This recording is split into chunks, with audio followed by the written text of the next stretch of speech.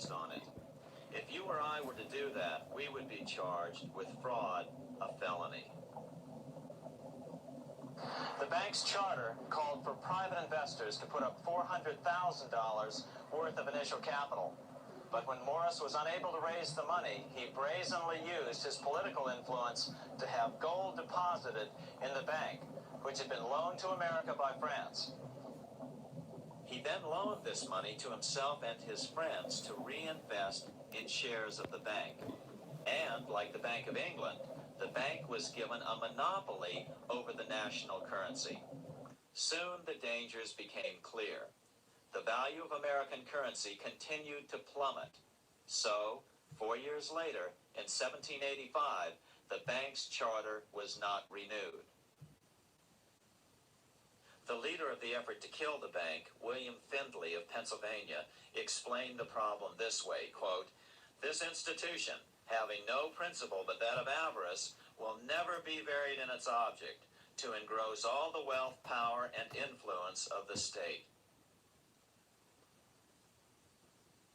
The men behind the Bank of North America, Alexander Hamilton, Robert Morris, and the bank's president, Thomas Whiling, did not give up. Only 6 years later, Hamilton, then Secretary of the Treasury, and his mentor, Morris, rammed a new privately owned central bank through the new Congress. Called the first bank of the United States, Thomas Whiling again served as the bank's president. The players were the same, only the name of the bank was changed.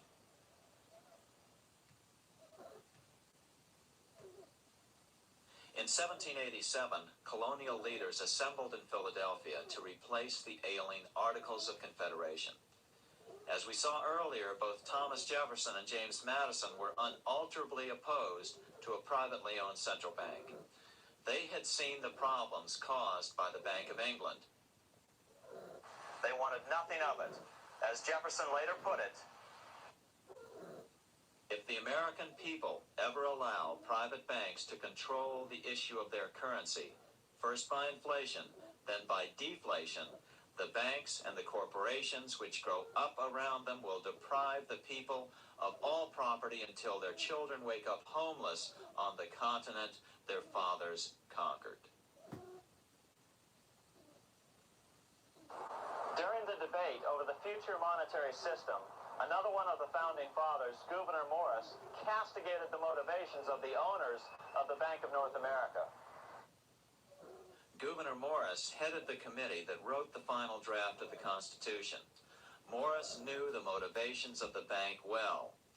Along with his old boss, Robert Morris, Gouverneur Morris and Alexander Hamilton were the ones who had presented the original plan for the Bank of North America to the Continental Congress in the last year of the Revolution. In a letter he wrote to James Madison on July 2nd, 1787, Gouverneur Morris revealed what was really going on.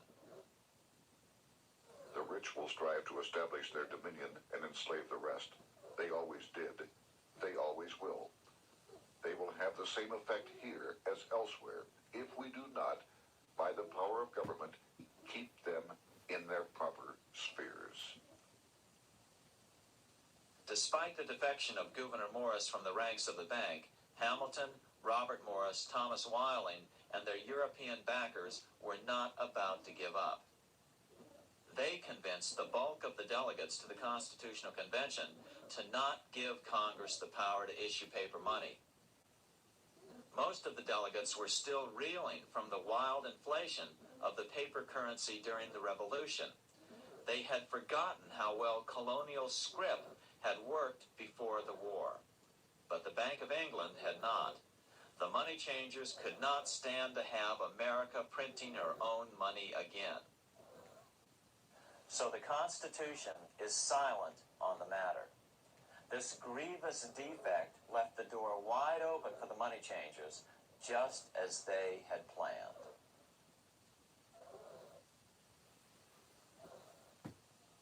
In 1790, less than 3 years after the Constitution had been signed, the money changers struck again. The newly appointed first Secretary of the Treasury, Alexander Hamilton, proposed a bill to the Congress calling for a new privately owned central bank.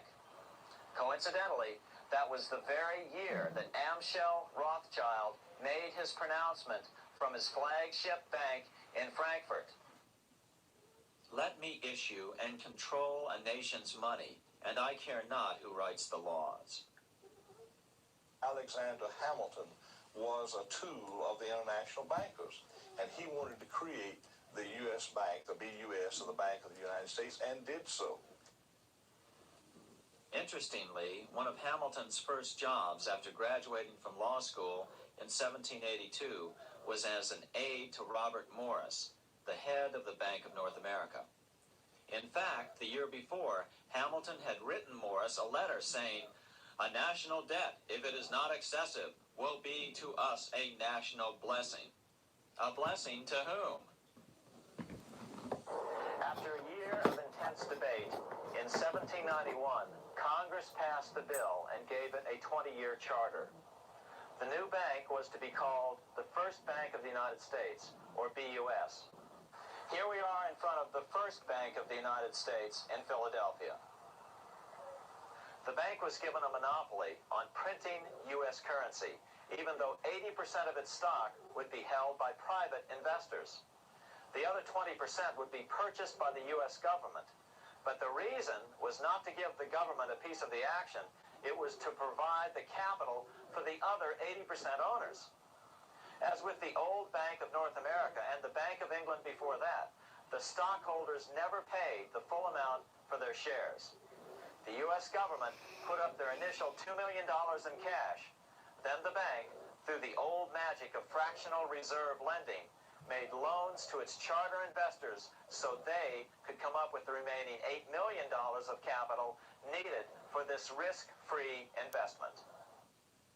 Like the Bank of England, the name of the Bank of the United States was deliberately chosen to hide the fact that it was privately controlled. And like the Bank of England, the names of the investors in the bank were never revealed. Many years later, it was a common saying that the Rothschilds were the power behind the old Bank of the United States. The bank was sold to Congress as a way to bring stability to the banking system and eliminate inflation. So what happened? Over the first 5 years, the U.S. government borrowed $8.2 million from the Bank of the United States. In the same 5-year period, prices rose by 72%. Jefferson, as the new Secretary of State, watched the borrowing with sadness and frustration, unable to stop it. I wish it were possible to obtain a single amendment to our Constitution, taking from the federal government the power of borrowing. Millions of Americans feel the same way today. They watch in helpless frustration as the federal government borrows the American economy into oblivion. So, although it was called the First Bank of the United States, it was not the first attempt at a privately owned central bank in this country. As with the Bank of North America, the government put up most of the cash to get this private bank going. Then the bankers loaned the money to each other to buy the remaining stock in the bank. It was a scam, plain and simple, and they wouldn't be able to get away with it for long. But first, we have to travel back to Europe to see how a single man was able to manipulate the entire British economy by obtaining the first news of Napoleon's final defeat.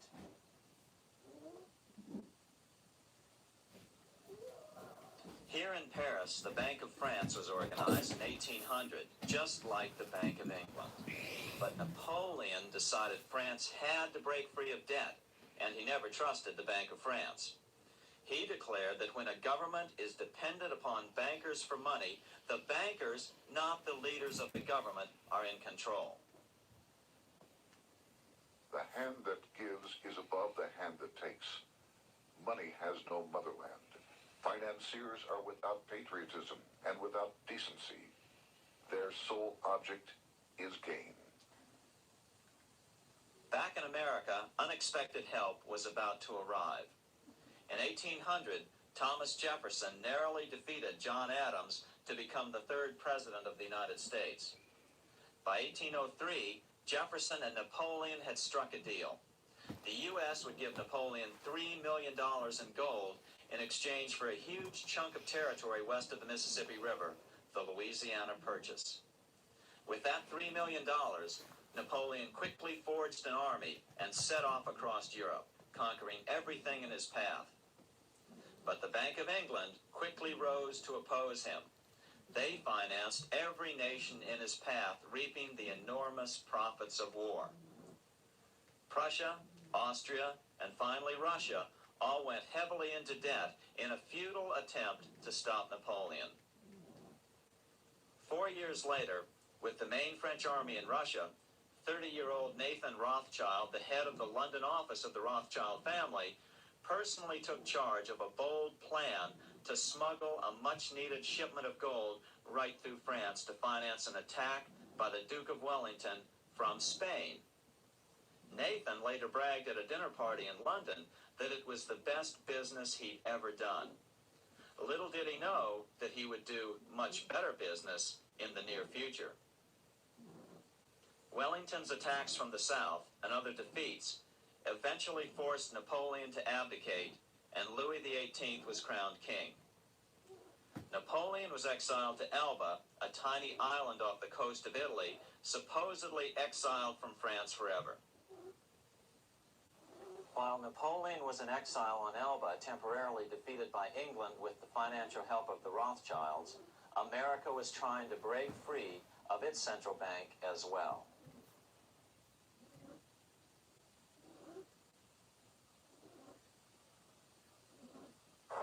In 1811, a bill was put before Congress to renew the charter of the Bank of the United States. The debate grew very heated, and the legislatures of both Pennsylvania and Virginia passed resolutions asking Congress to kill the bank. The press corps of the day attacked the bank openly, calling it a great swindle, a vulture, a viper, and a cobra. Oh, to have an independent press once again in America. A congressman named P.B. Porter attacked the bank from the floor of Congress, saying if the bank's charter was renewed, Congress, quote, will have planted in the bosom of this Constitution a viper, which one day or another will sting the liberties of this country to the heart, close quote. Prospects didn't look that good for the bank.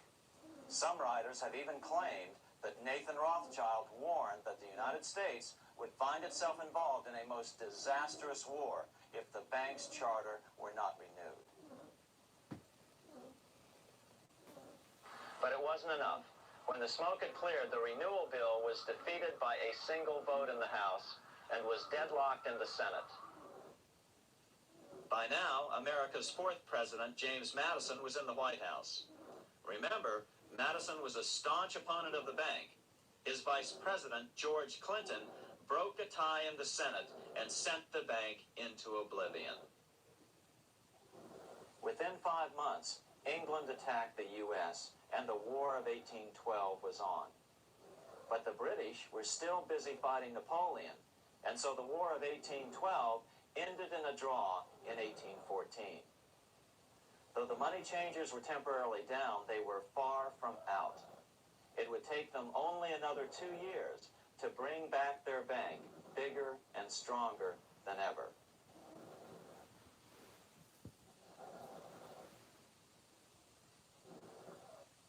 But now, let's return to Napoleon, because nothing else in history more aptly demonstrates the ingenuity of the Rothschild family than their control of the British stock market after Waterloo.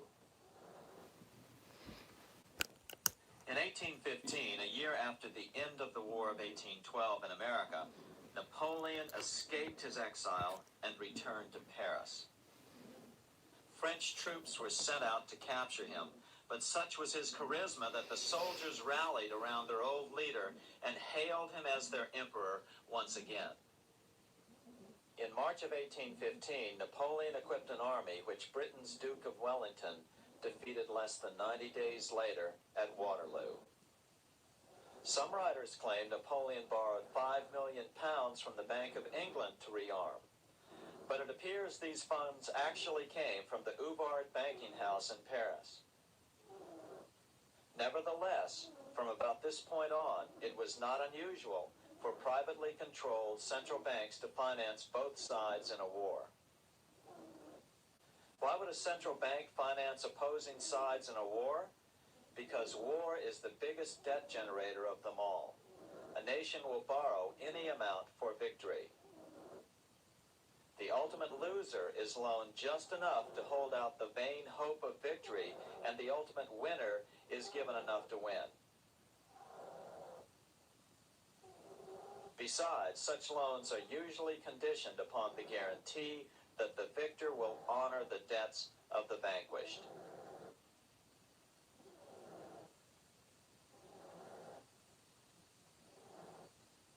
This is the Waterloo battlefield about 200 miles northeast of Paris in what today is Belgium.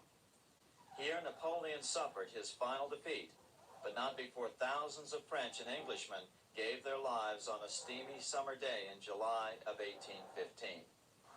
Right over there, on June 18, 1815, 74,000 French troops met 67,000 troops from Britain and other European nations. The outcome was certainly in doubt. In fact, had Napoleon attacked a few hours earlier, he would probably have won the battle. But no matter who won or lost, back in London, Nathan Rothschild planned to use the opportunity to try to seize control over the British stock and bond market and possibly even the Bank of England.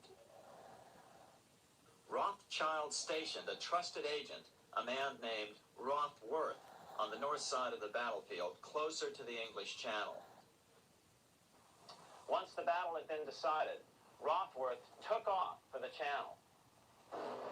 He delivered the news to Nathan Rothschild a full 24 hours before Wellington's own courier. Rothschild hurried to the stock market and took up his usual position in front of an ancient pillar. All eyes were on him. The Rothschilds had a legendary communications network. If Wellington had been defeated and Napoleon was loose on the continent again, Britain's financial situation would become grave indeed. Rothschild looked saddened. He stood there motionless, eyes downcast. Then suddenly he began selling. Other nervous investors saw that Rothschild was selling. It could only mean one thing. Napoleon must have won, Wellington must have lost. The market plummeted. Soon everyone was selling their consols, their British government bonds, and prices dropped sharply. But then Rothschild started secretly buying up the consols through his agents for only a fraction of their worth hours before. Myths, legends, you say? 100 years later, the New York Times ran a story which said that Nathan's grandson had attempted to secure a court order to suppress a book with this stock market story in it. The Rothschild family claimed the story was untrue and libelous, but the court denied the Rothschilds' request and ordered the family to pay all court costs. What's even more interesting about this story is that some authors claim that the day after the Battle of Waterloo, in a matter of hours, Nathan Rothschild came to dominate not only the bond market, but the Bank of England as well. Whether or not the Rothschild family seized control of the Bank of England, the first privately owned central bank in a major European nation and the wealthiest, one thing is certain. By the mid-1800s, the Rothschilds were the richest family in the world, bar none. They dominated the new government bond markets and branched into other banks and industrial concerns. In fact, the rest of the 19th century was known as the Age of the Rothschilds. Despite this overwhelming wealth, the family has generally cultivated an aura of invisibility. Although the family controls scores of industrial, commercial, mining, and tourist corporations, only a handful bear the Rothschild name. By the end of the 19th century, one expert estimated that the Rothschild family controlled half the wealth of the world. Whatever the extent of their vast wealth, it is reasonable to assume that their percentage of the world's wealth has increased since then. But since the turn of the century, the Rothschilds have cultivated the notion that their power has somehow waned even as their wealth increases.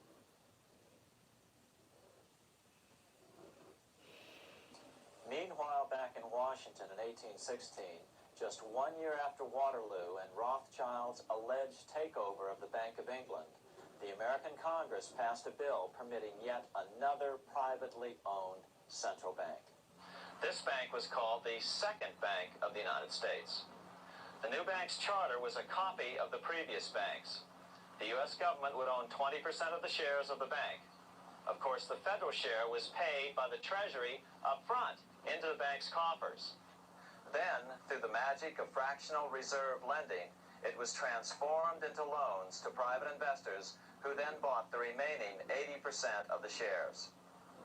Just as before, the primary stockholders remained a secret. But it is known that the largest block of shares, about 1/3 of the total, were sold to foreigners. As one observer put it, it is certainly no exaggeration to say that the Second Bank of the United States was rooted as deeply in Britain as it was in America. So, by 1816, some authors claim the Rothschilds had taken control over the Bank of England and backed a new, privately owned central bank in America as well.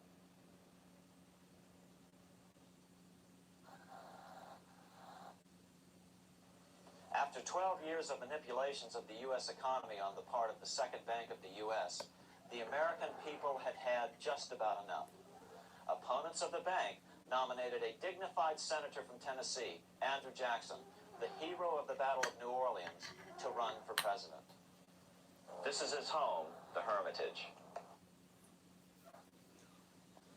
No one gave Jackson a chance initially. The bank had long ago learned how the political process could be controlled with money. To the surprise and dismay of the money changers, Jackson was swept into office in 1828. Jackson was determined to kill the bank at the first opportunity and wasted no time in trying to do so.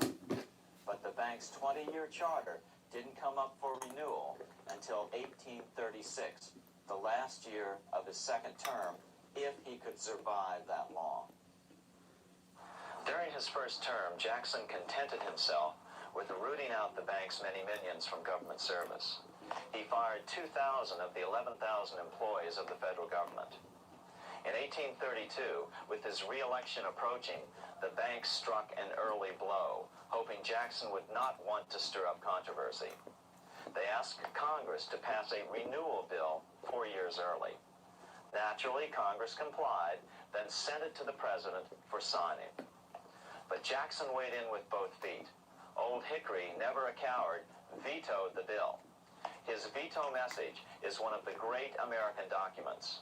It clearly lays out the responsibility of the American government towards its citizens, rich and poor. It is not our own citizens only who are to receive the bounty of our government. More than 8 millions of the stock of this bank are held by foreigners.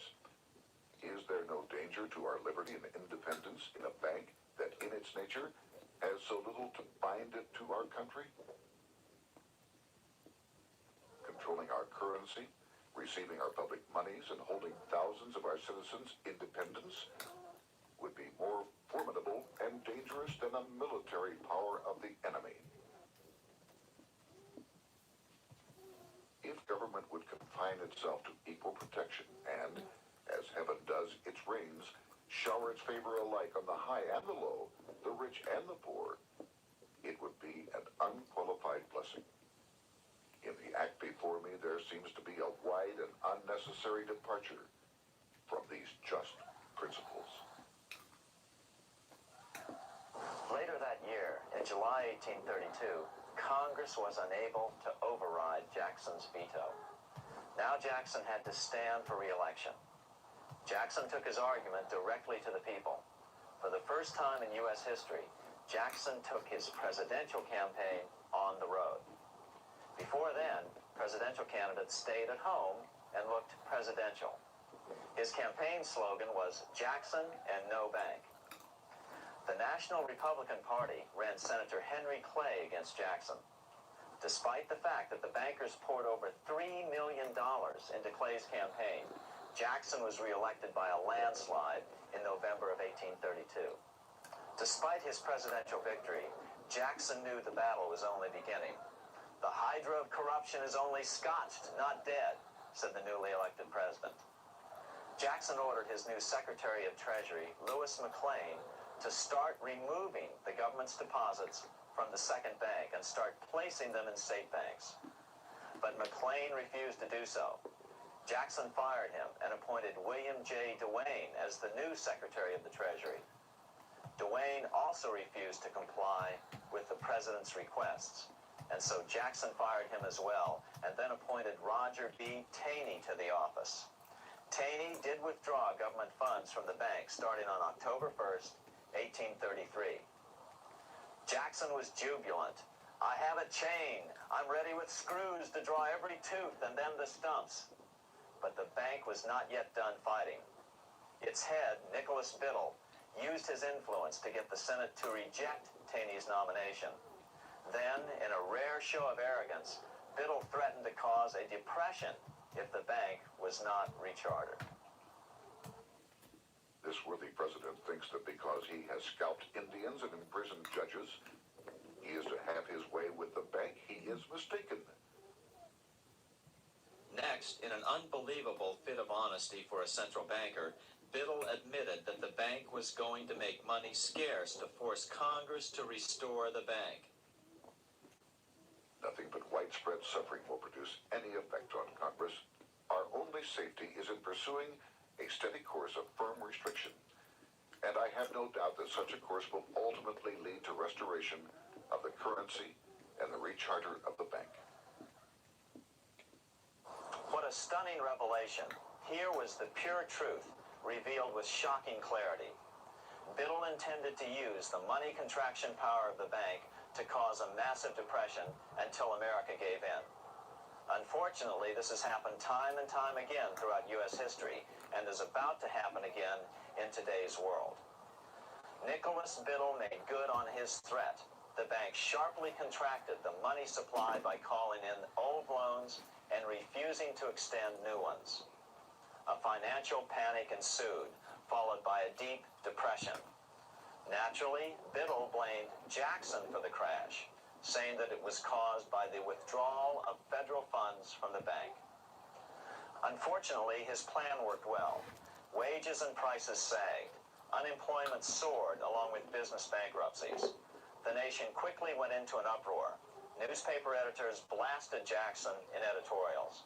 The bank threatened to withhold payments, which then could be made directly to key politicians for their support. Within only months, Congress assembled in what was called the panic session.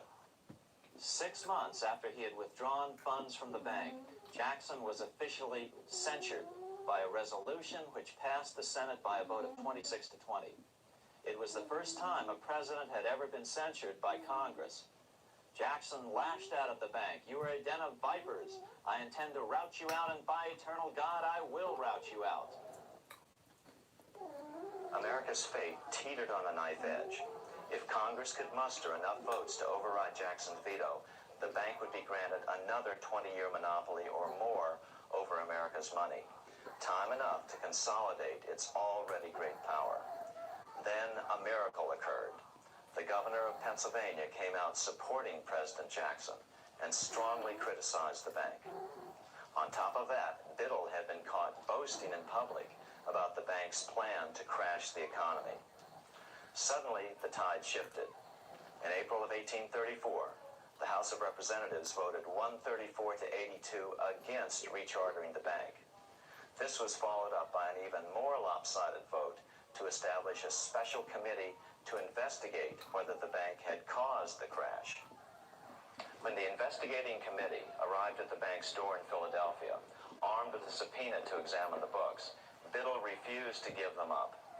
Nor would he allow inspection of correspondence with congressmen relating to their personal loans and advances he'd made to them. He also refused to testify before the committee back in Washington. On January 8, 1835, Jackson paid off the final installment on the national debt, which had been necessitated by allowing the banks to issue currency for government bonds rather than simply issuing treasury notes without such debt. He was the only president to ever pay off the debt. A few weeks later, on January 30th, 1835, an assassin by the name of Richard Lawrence tried to shoot President Jackson, but by the grace of God, both pistols misfired. Lawrence was later found not guilty by reason of insanity. After his release, he bragged to friends that powerful people in Europe had put him up to the task and promised to protect him if he were caught. The following year, when its charter ran out, the Second Bank of the United States ceased functioning as the nation's central bank. Biddle was later arrested and charged with fraud. He was tried and acquitted, but died shortly thereafter while still tied up in civil suits. After his second term as president, Jackson retired here to the Hermitage outside of Nashville to live out his life. He is still remembered here for his determination to kill the bank. In fact, he killed it so well that it took the money changers 77 years to undo the damage. When asked what his most important accomplishment had been, Jackson replied, "I killed the bank." Unfortunately, even Jackson failed to grasp the entire picture and its root cause. Although Jackson had killed the central bank, the most insidious weapon of the money changers, fractional reserve banking, remained in use by the numerous state-chartered banks. This fueled economic instability in the years before the Civil War. Still, the central bankers were out, and as a result, America thrived as it expanded westward. During this time, the principal money changers struggled to regain their lost centralized power, but to no avail. Then, finally, they reverted to the old central bankers' formula: war to create debt and dependency. If they couldn't get their central bank any other way, America could be brought to its knees by plunging it into a civil war, just as they had done in 1812 after the first Bank of the United States was not rechartered. 1 month after the inauguration of Abraham Lincoln, the first shots of the American Civil War were fired here at Fort Sumter, South Carolina, on April 12, 1861. Certainly slavery was a cause for the Civil War, but not the primary cause. Lincoln knew that the economy of the South depended upon slavery, and so before the Civil War, he had no intention of eliminating it. Lincoln had put it this way in his inaugural address only 1 month earlier. I have no purpose, directly or indirectly, to interfere with the institution of slavery in the states where it now exists. I believe I have no lawful right to do so, and I have no inclination to do so. Even after the first shots were fired here at Fort Sumter, Lincoln continued to insist that the Civil War was not about the issue of slavery. My paramount objective is to save the Union, and it is not either to save or destroy slavery. If I could save the Union without freeing any slave, I would do it. So what was the Civil War all about? There were many factors at play. Northern industrialists had used protective tariffs to prevent the southern states from buying cheaper European goods. Europe retaliated by stopping cotton imports from the South. The southern states were in a double financial bind. They were forced to pay more for most of the necessities of life, while their income from cotton exports plummeted. The South was angry. But there were other factors at work. The money changers were still stung by America's withdrawal from their control 25 years earlier. Since then, America's wildcat economy had made the nation rich, a bad example for the rest of the world. The central bankers now saw an opportunity to split the rich new nation, to divide and conquer by war. Was this just some sort of wild conspiracy theory at the time? Well, let's take a look at what a well-placed observer of the scene had to say at the time. His name was Otto von Bismarck, Chancellor of Germany, the man who united the German states a few years later. The division of the United States into federations of equal force was decided long before the Civil War by the high financial powers of Europe. These bankers were afraid that the United States, if they remained as one bloc and as one nation, would attain economic and financial independence, which would upset their financial domination over the world. Within months after the first shots here at Fort Sumter, the central bankers loaned Napoleon III of France, the nephew of the Waterloo Napoleon, 210 million francs to seize Mexico and station troops along the southern border of the U.S., taking advantage of their war to violate the Monroe Doctrine and return Mexico to colonial rule. No matter what the outcome of the Civil War, a weakened America, heavily indebted to the money changers, would open up Central and South America once again to European colonization and domination. The very thing America's Monroe Doctrine had forbade in 1823. At the same time, Great Britain moved 11,000 troops into Canada and positioned them menacingly along America's northern border. The British fleet went to war alert should their quick intervention be called for. Lincoln knew he was in a double bind. That's why he agonized over the fate of the Union. There was a lot more to it than just differences between the North and the South. That's why his emphasis was always on union and not merely the defeat of the South. But Lincoln needed money to win. In 1861, Lincoln and his Secretary of Treasury, Salmon P. Chase, went to New York to apply for the necessary loans. The money changers, anxious to see the Union fail, offered loans at 24 to 36% interest. Lincoln said thanks, but no thanks, and returned to Washington. Lincoln sent for an old friend, Colonel Dick Taylor of Chicago, and put him on the problem of financing the war. During one meeting, Lincoln asked Taylor what he discovered. Taylor put it this way: "Why, Lincoln, that is easy. Just get Congress to pass a bill authorizing the printing of full legal tender treasury notes, and pay your soldiers with them, and go ahead and win your war with them also." When Lincoln asked if the people of the United States would accept the notes, Taylor said, "The people, or anyone else, will not have any choice in the matter if you make them full legal tender. They will have the full sanction of the government and be just as good as any money, as Congress is given that express right by the Constitution." So that's exactly what Lincoln did. In 1862-63, he printed up $450 million worth of the new bills. In order to distinguish them from other banknotes in circulation, he printed them in green ink on the back side. That's why the notes were called greenbacks. With this new money, Lincoln paid the troops and bought their supplies. During the course of the war, nearly $450 million worth of greenbacks were printed at no interest to the federal government. Lincoln understood who was really pulling the strings and what was at stake for the American people. This is how he explained his rationale.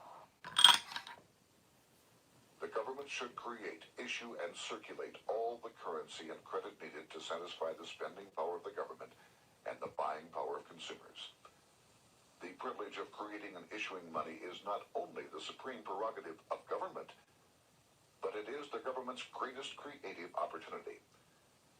By the adoption of these principles, the taxpayers will be saved immense sums of interest. Money will cease to be master and become the servant of humanity. A truly incredible editorial in the London Times explained the central bankers' attitude towards Lincoln's greenbacks. If this mischievous financial policy, which has its origins in North America, shall become indurated down to a fixture, then that government will furnish its own money without cost. It will pay off debts and be without debt. It will have all the money necessary to carry on its commerce. It will become prosperous without precedent in the history of the world. The brains and wealth of all countries will go to North America. That country must be destroyed, or it will destroy every monarchy on the globe. The scheme was effective, so effective that the next year, 1863, with federal and Confederate troops beginning to mass for the decisive battle of the Civil War, and the Treasury in need of further congressional authority to issue more greenbacks, Lincoln allowed the bankers to push through the National Bank Act. These new national banks would operate under a virtual tax-free status and collectively had the exclusive monopoly power to create the new form of money, banknotes. Though greenbacks continued to circulate, their numbers were not increased. But most importantly, from this point on, the entire U.S. money supply would be created out of debt by bankers buying U.S. government bonds and issuing them for reserves for banknotes. As historian John Kenneth Galbraith explained it, in numerous years following the war, the federal government ran a heavy surplus. It could not, however, pay off its debt, retire its securities, because to do so meant there would be no bonds to back the national banknotes. To pay off the debt was to destroy the money supply. Later in 1863, Lincoln got some unexpected help from Tsar Alexander II of Russia. The Tsar, like Bismarck in Germany, knew what the international money changers were up to and had steadfastly refused to let them set up a central bank in Russia. If America survived and was able to remain out of their clutches, the Tsar's position would remain secure. If the bankers were successful at dividing America and giving the pieces back to Great Britain and France, both nations under control of their central banks, eventually they would threaten Russia again. So the Tsar gave orders that if either England or France actively intervened and gave aid to the South, Russia would consider such action as a declaration of war. He did the same with part of his Pacific Fleet and sent them to port in San Francisco. Lincoln was re-elected the next year, 1864. Had he lived, he would surely have killed the national bank's money monopoly extracted from him during the war. On November 21st, 1864, he wrote a friend the following. The money power preys upon the nation in times of peace and conspires against it in times of adversity. It is more despotic than monarchy, more insolent than autocracy, more selfish than bureaucracy. Shortly before Lincoln was murdered, his former Secretary of Treasury, Salmon P. Chase, bemoaned his role in helping secure the passage of the National Banking Act only 1 year earlier. My agency in promoting the passage of the National Banking Act was the greatest financial mistake in my life. It has built up a monopoly which affects every interest in the country. On April 14th, 1865, 41 days after his second inauguration and just 5 days after Lee surrendered to Grant at Appomattox, Lincoln was shot by John Wilkes Booth at Ford's Theater. Bismarck, Chancellor of Germany, lamented the death of Abraham Lincoln. The death of Lincoln was a disaster for Christendom. There was no man in the United States great enough to wear his boots. I fear that foreign bankers, with their craftiness and torturous tricks, will entirely corrupt the exuberant riches of America and use it systematically to corrupt modern civilization. They will not hesitate to plunge the whole of Christendom into wars and chaos in order that the earth should become their inheritance. Bismarck well understood the money changers' plan. Allegations that international bankers were responsible for Lincoln's assassination surfaced in Canada 70 years later in 1934. Gerald G. McGeer, a popular and well-respected Canadian attorney, revealed this stunning charge in a 5-hour speech before the Canadian House of Commons, blasting Canada's debt-based money system. Remember, it was 1934, the height of the Great Depression, which was ravaging Canada as well. McGeer had obtained evidence deleted from the public record, provided to him by Secret Service agents at the trial of John Wilkes Booth after Booth's death. McGeer said it showed that Booth was a mercenary working for the international bankers. According to an article in the Vancouver Sun of May 2nd, 1934, Abraham Lincoln, the martyred emancipator of the slaves, was assassinated through the machinations of a group representative of the international bankers who feared the United States president's national credit ambitions. There was only one group in the world at that time who had any reason to desire the death of Lincoln. They were the men opposed to his national currency program and who had fought him throughout the whole Civil War on his policy of greenback currency. Interestingly, McGeer claimed that Lincoln was assassinated not only because international bankers wanted to reestablish a central bank in America, but because they also wanted to base America's currency on gold. Gold they controlled. In other words, put America on a gold standard. Lincoln had done just the opposite by issuing U.S. notes, greenbacks, which were based purely on the good faith and credit of the United States. The article quoted McGeer as saying, "They were the men interested in the establishment of the gold standard and the right of the bankers to manage the currency and credit of every nation in the world. With Lincoln out of the way, they were able to proceed with that plan and did proceed with it in the United States. Within 8 years after Lincoln's assassination, silver was demonetized and the gold standard money system set up in the United States." Not since Lincoln has the U.S. issued debt-free United States notes. These Red Seal bills, which were issued in 1963, were not a new issue from President Kennedy, but merely the old greenbacks reissued year after year. In another act of folly and ignorance, the 1994 Regal Act actually authorized the replacement of Lincoln's greenbacks with debt-based notes. In other words, greenbacks were in circulation in the United States until 1994. Why was silver bad for the bankers and gold good? Simple. Because silver was plentiful in the United States. It was very hard to control. Gold was, and always has been, scarce. Throughout history, it has been relatively easy to monopolize gold, but silver has historically been 15 times more plentiful.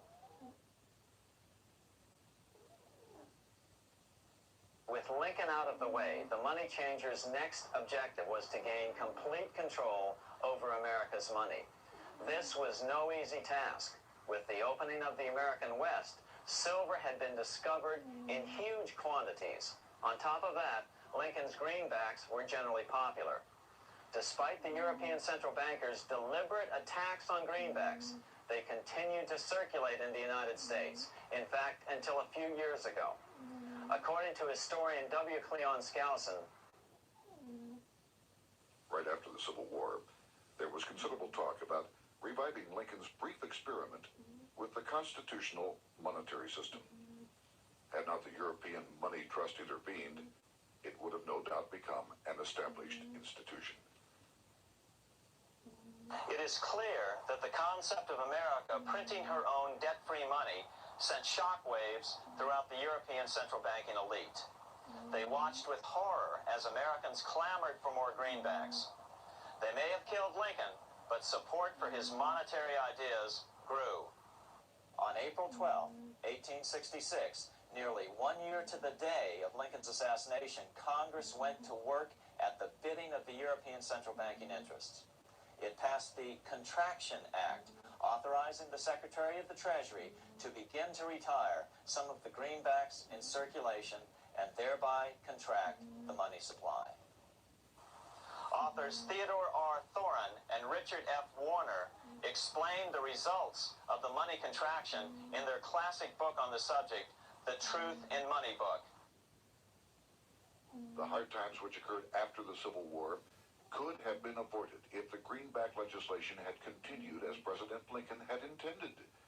Instead, there were a series of money panics, what we call recessions, which put pressure on Congress to enact legislation to place the banking system under centralized control. Eventually, the Federal Reserve Act was passed on December 23rd, 1913. In other words, the money changers wanted two things: the reinstitution of a central bank under their exclusive control, and 2, an American currency backed by gold. Their strategy was twofold. First of all, cause a series of panics to try to convince the American people that only centralized control of the money supply could provide economic stability. And secondly, remove so much money from the system that most Americans would be so desperately poor that they either wouldn't care or would be too weak to oppose the bankers. In 1866, there was $1.8 billion in currency in circulation in the United States, about $50.46 per capita. In 1867 alone, $500 million, $500 million was removed from the U.S. money supply. 10 years later, in 1876, America's money supply was reduced to only $600 million. In other words, 2/3 of America's money had been called in by the bankers. Only $14.60 per capita remained in circulation. 10 years later, the money supply had been reduced to only $400 million, even though the population had boomed. The result was that only $6.67 per capita remained in circulation, a 760% loss in buying power over 20 years. Today, economists try to sell the idea that recessions and depressions are a natural part of something they call the business cycle. The truth is, our money supply is manipulated now just as it was before and after the Civil War. How did this happen? How did money become so scarce? Simple. Bank loans were called in and no new ones were given. In addition, silver coins were melted down. In 1872, a man named Ernest Sed was given 100,000 pounds, about $500,000, by the Bank of England and sent to America to bribe necessary congressmen to get silver demonetized. He was told that if that was not sufficient, to draw an additional 100,000 pounds or as much more as was necessary. The next year, Congress passed the Coinage Act of 1873, and the minting of silver dollars abruptly stopped. In fact, Representative Samuel Hooper, who introduced the bill in the House, acknowledged that Mr. Sed actually drafted the legislation. But it gets even worse than that. In 1874, Sed himself admitted who was behind the scheme. I went to America in the winter of 1872-73, authorized to secure, if I could, the passage of a bill demonetizing silver. It was in the interest of those I represented, the governors of the Bank of England, to have it done. By 1873, gold coins were the only form of coin money. But the contest over control of America's money was not yet over. Only 3 years later, in 1876, with 1/3 of America's workforce unemployed, the population was growing restless.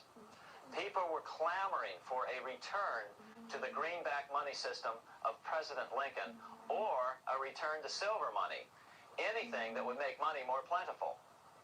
That year, Congress created the United States Silver Commission to study the problem. Their report clearly blamed the monetary contraction on the national bankers. The report is interesting because it compares the deliberate money contraction by the national bankers after the Civil War to the fall of the Roman Empire.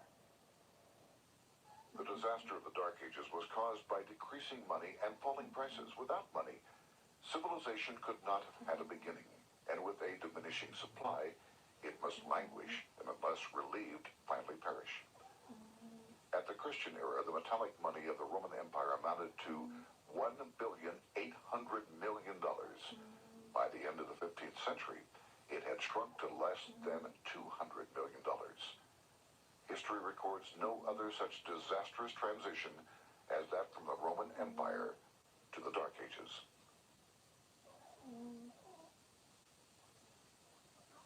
Despite this report by the Silver Commission, Congress took no action.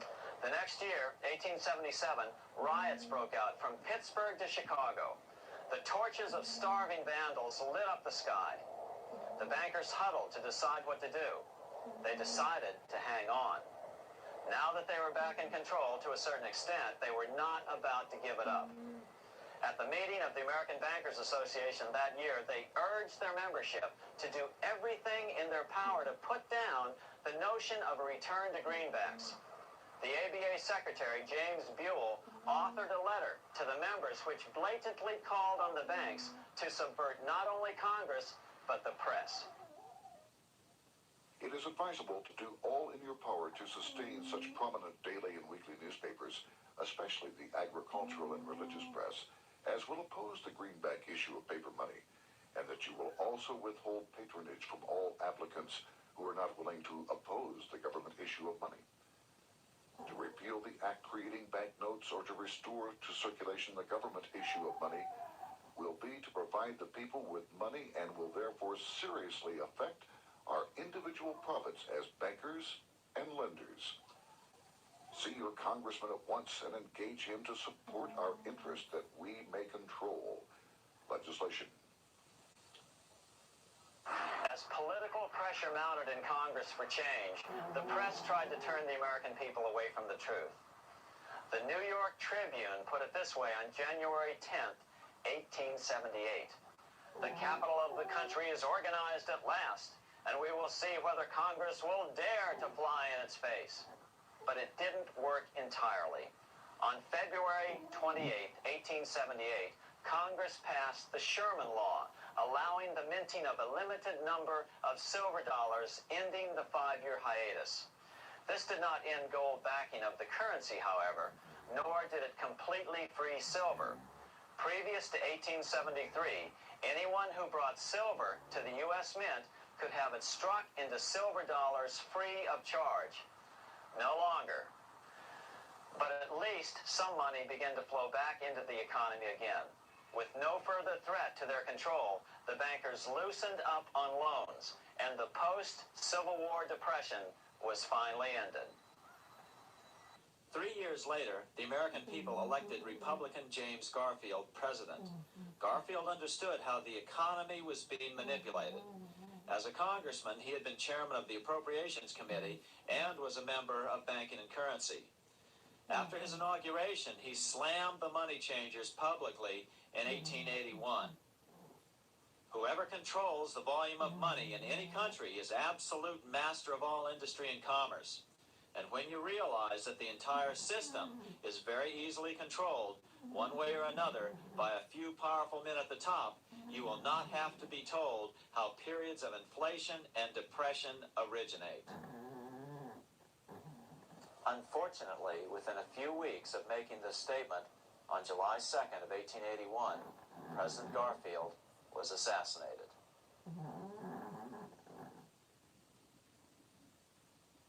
The money changers were gathering strength fast.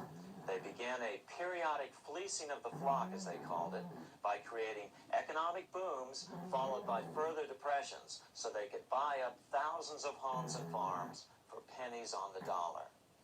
In 1891, the money changers prepared to take the American economy down again, and their methods and motives were laid out with shocking clarity in a memo sent out by the American Bankers Association, the ABA, an organization in which most bankers were members. Notice that this memo called for bankers to create a depression on a certain date 3 years in the future. According to the congressional record, here's how it read in part.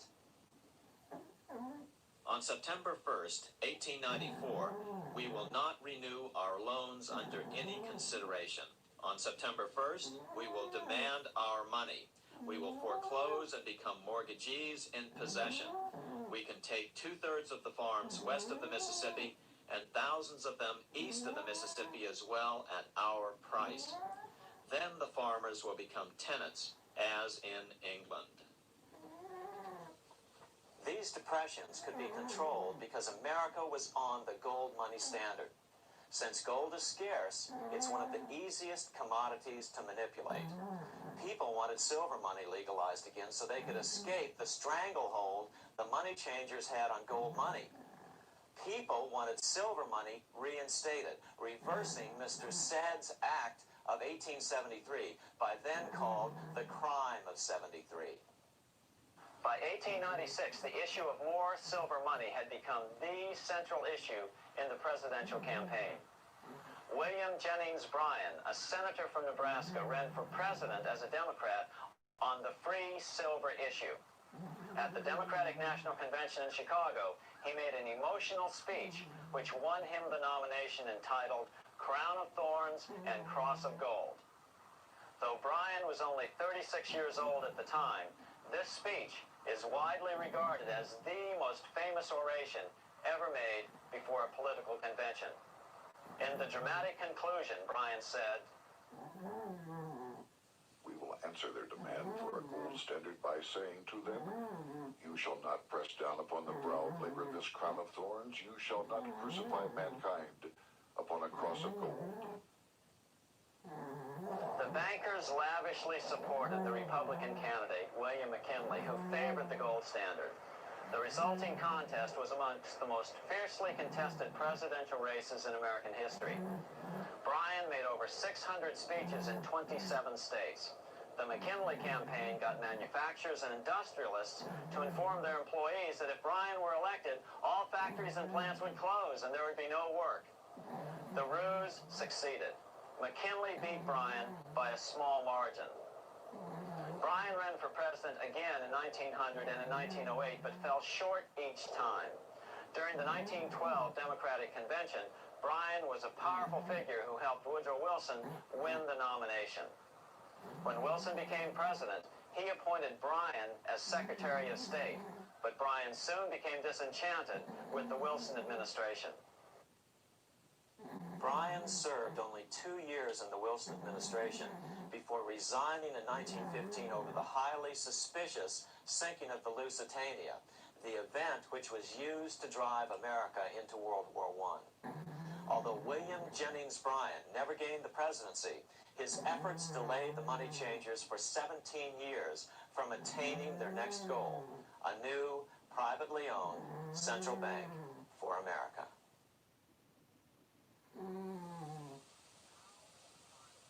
Now it was time for the money changers to get back to the business of a new private central bank for America. During the early 1900s, men like J.P. Morgan led the charge. One final panic would be necessary to focus the nation's attention on the supposed need for a central bank. The rationale was that only a central bank can prevent bank failures. Morgan was clearly the most powerful banker in America and a suspected agent for the Rothschilds. Morgan had helped finance John D. Rockefeller's Standard Oil empire. He had also helped finance the monopolies of Edward Harriman in railroads, of Andrew Carnegie in steel, and of others in numerous industries. But on top of that, J.P. Morgan's father, Junius Morgan, had been America's financial agent to the British. After his father's death, J.P. Morgan took on a British partner, Edward Grenfell, a longtime director of the Bank of England. In fact, upon Morgan's death, his estate contained only a few $1 million. The bulk of the securities most people thought he owned were in fact owned by others.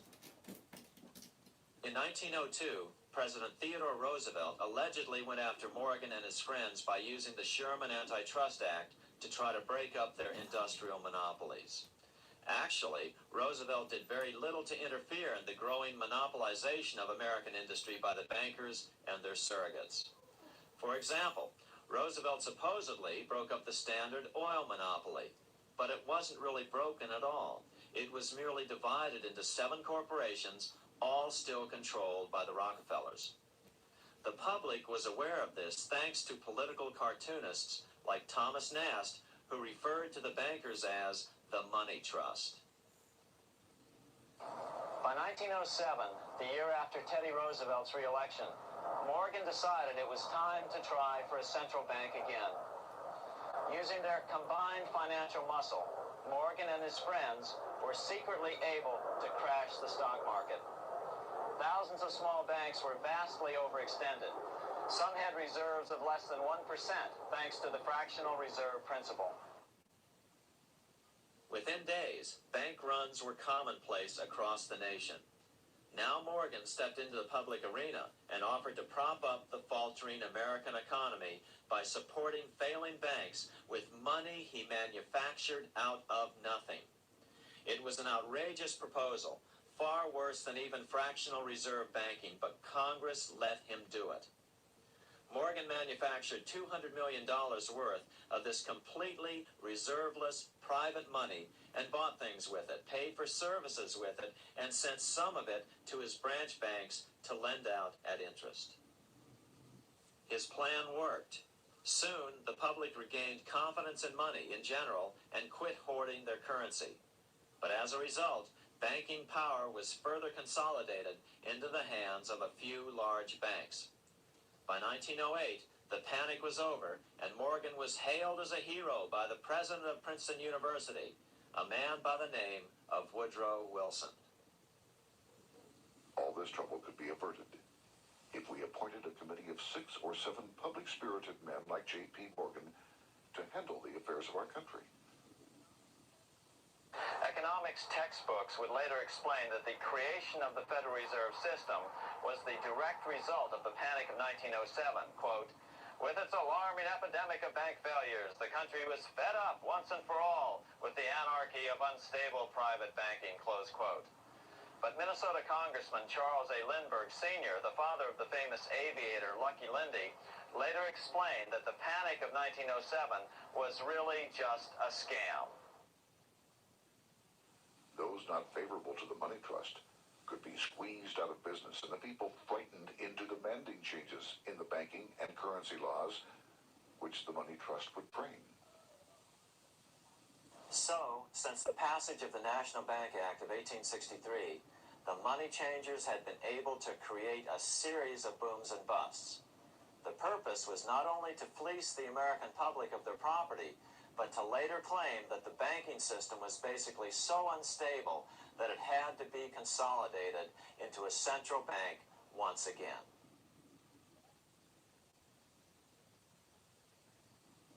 After the crash, Teddy Roosevelt, in response to the panic of 1907, signed into law a bill creating something called the National Monetary Commission. The commission was to study the banking problem and make recommendations to Congress. Of course, the commission was packed with Morgan's friends and cronies. The chairman was a man named Senator Nelson Aldrich from Rhode Island. Aldrich represented the Newport, Rhode Island homes of America's richest banking families. His daughter married John D. Rockefeller Jr., and together they had 5 sons: John, Nelson, who would become vice president in 1974, Lawrence, Winthrop, and David, the head of the Council on Foreign Relations and former chairman of Chase Manhattan Bank. As soon as the National Monetary Commission was set up, Senator Aldrich immediately embarked on a 2-year tour of Europe, where he consulted at length with the private central bankers in England, France, and Germany. The total cost of his trip alone to the taxpayers was $300,000, an astronomical sum in those days. Shortly after his return, on the evening of November 22, 1910, some of the wealthiest and most powerful men in America boarded Senator Aldrich's private rail car and in the strictest secrecy journeyed to this place, Jekyll Island, off the coast of Georgia. With the group came Paul Warburg. Warburg had been given a $500,000 per year salary to lobby for the passage of a privately owned central bank in America by the investment firm Kuhn, Loeb & Company. Warburg's partner in this firm was a man named Jacob Schiff, the grandson of the man who shared the Green Shield house with the Rothschild family in Frankfurt. Schiff, as we'll find out later, was in the process of spending $20 million to finance the overthrow of the Tsar in Russia. These 3 European banking families, the Rothschilds, the Warburgs, and the Schiffs, were interconnected by marriage down through the years, just as their American banking counterparts, the Morgans, Rockefellers, and Aldriches were. Secrecy was so tight that all 7 primary participants were cautioned to use only first names to prevent servants from learning their identities. Years later, one participant, Frank Vanderlip, president of National City Bank of New York and a representative of the Rockefeller family, confirmed the Jekyll Island trip in a February 9, 1935 edition of the Saturday Evening Post. I was as secretive, indeed as furtive as any conspirator. Discovery, we knew, simply must not happen, or else all our time and effort would be wasted. If it were to be exposed that our particular group had got together and written a banking bill, that bill would have no chance whatever of passage by Congress. The participants came here to figure out how to solve their major problem, how to bring back a privately owned central bank. But there were other problems that needed to be addressed as well. First of all, the market share of the big national banks was shrinking fast. In the first 10 years of the century, the number of U.S. banks had more than doubled to over 20,000. By 1913, only 29% of all banks were national banks, and they held only 57% of all deposits. As Senator Aldrich later admitted in a magazine article. Before passage of this act, the New York bankers could only dominate the reserves of New York. Now, we are able to dominate the bank reserves of the entire country. Therefore, something had to be done to bring these new banks under their control. As John D. Rockefeller put it, quote, "Competition is sin," close quote. Secondly, the nation's economy was so strong that corporations were starting to finance their expansions out of profits instead of taking out huge loans from large banks. In the first 10 years of the new century, 70% of corporate funding came from profits. In other words, American industry was becoming independent of the money changers, and that trend had to be stopped. All the participants knew that these problems could be hammered out into a workable solution. But perhaps their biggest problem was a public relations problem, the name of the new bank. That discussion took place right here in this room, one of the many conference rooms in this sprawling hotel, today known as the Jekyll Island Club Hotel. Aldrich believed that the word bank should not even appear in the name. Warburg wanted to call the legislation the National Reserve Bill or the Federal Reserve Bill. The idea here was to give the impression that the purpose of the new central bank was to stop bank runs, but also to conceal its monopoly character. However, it was Aldrich, the egotistical politician, who insisted it be called the Aldrich Bill. After 9 days at Jekyll Island, the group dispersed. The new central bank would be very similar to the old Bank of the United States. It would be given a monopoly over U.S. currency and create that money out of nothing. How does the Fed create money out of nothing? It's a 4-step process. But first, a word on bonds. Bonds are simply promises to pay, or government IOUs. People buy bonds to get a secure rate of interest. At the end of the term of the bond, the government repays the bond plus interest, and the bond is destroyed. There are about $3.6 trillion worth of these loans or bonds at present. Now, here's the Fed money-making process. Step 1. The Federal Open Market Committee approves the purchase of U.S. bonds on the open market. Step 2. The bonds are purchased by the Fed from whoever is offering them for sale on the open market. Step 3. The Fed pays for the bonds with electronic credits to the seller's bank, which in turn credits the seller's bank account. The trick is that these credits are based on nothing. The Fed just creates them. Step 4. The banks use these deposits as reserves. They can loan out over 10 times the amount of their reserves to new borrowers, all at interest. In this way, a Fed purchase of, say, $1 million worth of bonds gets turned into over $10 million in bank accounts. The Fed, in effect, creates 10% of this totally new money, and the banks create the other 90%. To reduce the amount of money in the economy, the process is just reversed. The Fed sells bonds to the public, and the money flows out of the purchaser's local bank. Loans must be reduced by 10 times the amount of the sale. So, a Fed sale of $1 million in bonds results in $10 million less money in the economy. So how does this benefit the bankers whose representatives huddled at Jekyll Island? First, it totally misdirected banking reform efforts from proper solutions. Second, it prevented a proper debt-free system of government finance, like Lincoln's greenbacks, from making a comeback. The bond-based system of government finance forced on Lincoln after he created greenbacks was now cast in stone. Third, it delegated to the bankers the right to create 90% of our money supply based on only fractional reserves, which they then loan out at interest. Fourth, it centralized overall control of our nation's money supply in the hands of a few men. Fifth, it established a central bank with a high degree of independence from effective political control. Soon after its creation, the Fed's great contraction in the early 1930s would cause the Great Depression.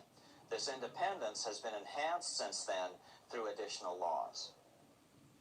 In order to fool the public into thinking the government retained control, the plan called for the Fed to be run by a board of governors appointed by the president and approved by the Senate. But all the bankers had to do was to be sure their men got appointed to the board of governors. That wasn't hard. Bankers have money, and money buys influence over politicians. Once the participants left Jekyll Island, the public relations blitz was on. The big New York banks put together an educational fund of $5 million to finance professors at respected universities to endorse the new bank. Woodrow Wilson at Princeton was one of the first to jump on the bandwagon. But the bankers' subterfuge didn't work. The Aldrich Bill was quickly identified as the bankers' bill, a bill to benefit only what became known as the money trust. As Congressman Lindbergh put it during the congressional debate, the Aldrich Plan is the Wall Street Plan. It means another panic, if necessary, to intimidate the people. Aldrich, paid by the government to represent the people, proposes a plan for the trusts instead. Seeing they didn't have the votes to win in Congress, the Republican leadership never brought the Aldrich bill to a vote. The bankers quietly decided to move to track 2, the Democratic alternative. They began financing Woodrow Wilson as the Democratic nominee. As respected historian James Perloff put it, Wall Street financier Bernard Baruch was put in charge of Wilson's education. Baruch brought Wilson to the Democratic Party headquarters in New York in 1912, leaving him like one would a poodle on a string. Wilson received an indoctrination course from the leaders there. So now the stage was set. The money changers were poised to install their privately owned central bank once again. The damage President Andrew Jackson had done 76 years earlier had been only partly repaired with the passage of the National Bank Act during the Civil War.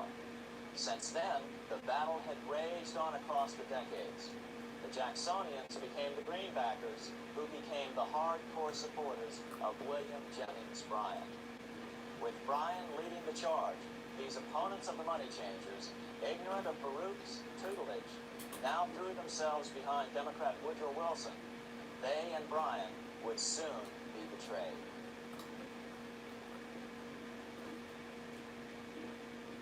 During the presidential campaign, the Democrats were careful to pretend to oppose the Aldrich bill. As Representative Lewis McFadden, himself a Democrat, as well as chairman of the House Banking and Currency Committee, explained it 20 years after the fact. The Aldrich bill was condemned in the platform. When Woodrow Wilson was nominated, the man who ruled the Democratic Party promised the people that if they were returned to power, there would be no central bank established here while they held the reins of government. 13 months later, that promise was broken. And the Wilson administration, under the tutelage of those sinister Wall Street figures who stood behind Colonel House, country the worm-eaten but artful institution of the King's Bank, to control us from the top downward, and to shackle us from the cradle to the grave. Once Wilson was elected, Morgan, Warburg, Baruch, and company advanced a new plan, which Warburg named the Federal Reserve System. The Democratic leadership hailed the new bill, called the Glass-Owen Bill, as something radically different from the Aldrich Bill. But in fact, the bill was virtually identical in every important detail. In fact, so vehement were the Democratic denials of similarity that Paul Warburg, the father of both bills, had to step in to reassure his paid friends in Congress that the two bills were virtually identical. Brushing aside the external differences affecting the shells, we find the kernels of the two systems very closely resembling and related to one another. But that admission was for private consumption only. Publicly, the money trust trotted out Senator Aldrich and Frank Vanderlip, the president of Rockefeller's National City Bank of New York and one of the Jekyll Island Seven, to oppose the new Federal Reserve System. Years later, however, Vanderlip admitted in the Saturday Evening Post that the two measures were virtually identical. Although the Aldrich Federal Reserve Plan was defeated when it bore the name Aldrich, nevertheless, its essential points were all contained in the plan that finally was adopted. As Congress neared a vote, they called Ohio attorney Alfred Crozier to testify. Crozier noted the similarities between the Aldrich Bill and the Glass-Owen Bill. The bill grants just what Wall Street and the big banks for 25 years have been striving for: private instead of public control of currency. It, the Glass-Owen Bill, does this as completely as the Aldrich Bill. Both measures rob the government and the people of all effective control over the public's money, and vest in the banks exclusively the dangerous power to make money among the people scarce or plenty.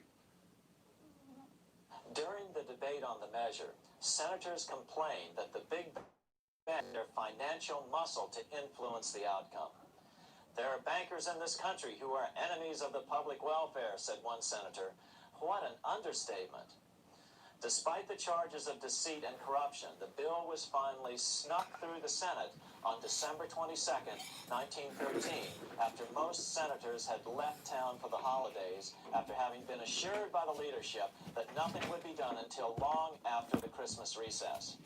On the day the bill was passed, Congressman Lindbergh prophetically warned his countrymen that this act establishes the most gigantic trust on earth. When the president signs this bill, the invisible government by the monetary power will be legalized. The people may not know it immediately, but the day of reckoning is only a few years removed. The worst legislative crime of the ages is perpetrated by this banking bill. On top of all this, only weeks earlier, Congress had finally passed a bill legalizing income tax.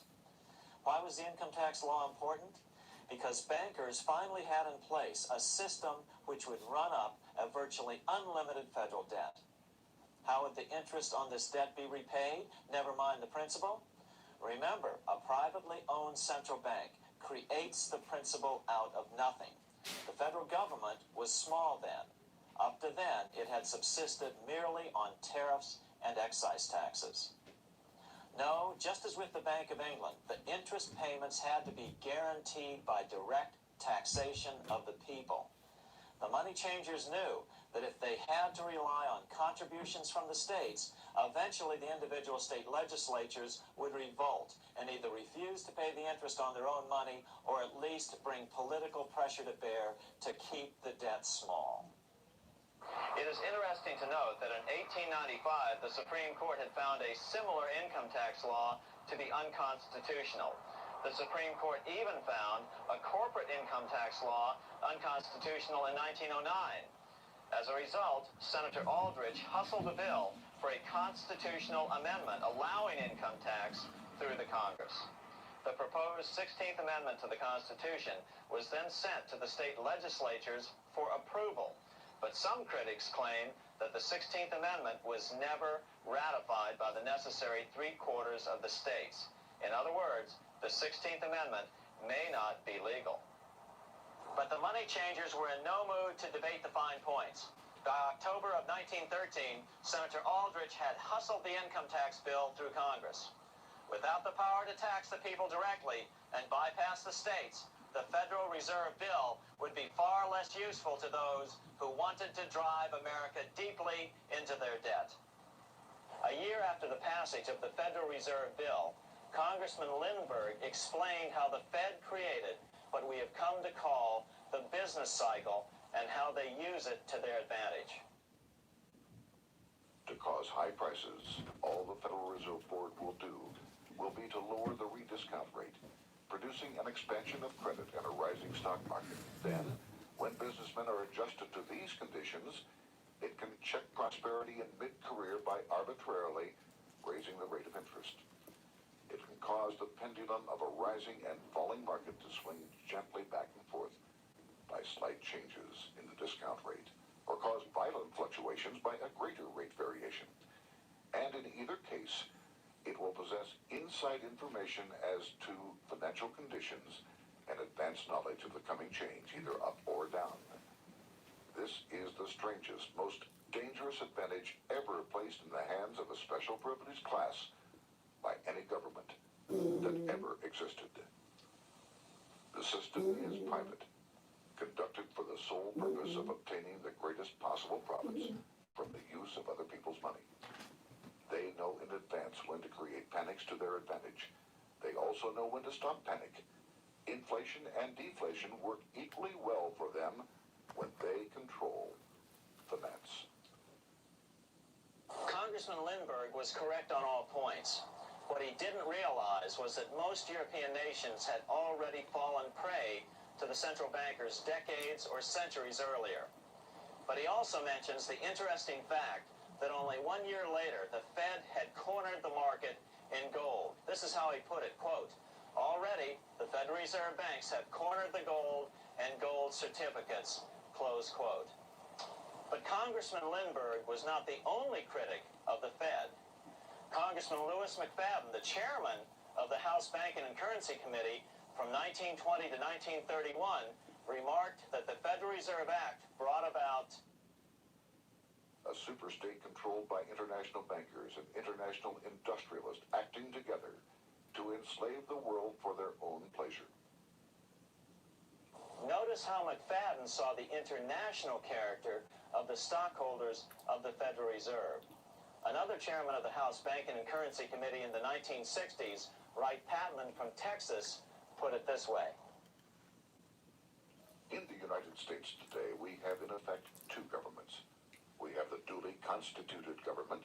Then we have an independent, uncontrolled, and uncoordinated government in the Federal Reserve System, operating the money powers which are reserved to Congress by the Constitution. Even the inventor of the electric light, Thomas Edison, joined the fray in criticizing the system of the Federal Reserve. If our nation can issue a dollar bond, it can issue a dollar bill. The element that makes the bond good makes the bill good also. The difference between the bond and the bill is the bond lets money brokers collect twice the amount of the bond and an additional 20%, whereas the currency pays nobody but those who contribute directly in some useful way. It is absurd to say that our country can issue $30 million in bonds and not $30 million in currency. Both are promises to pay, but one promise fattens the usurers and the other helps the people. 3 years after the passage of the Federal Reserve Act, even President Wilson began to have second thoughts about what had been unleashed during his first term in office.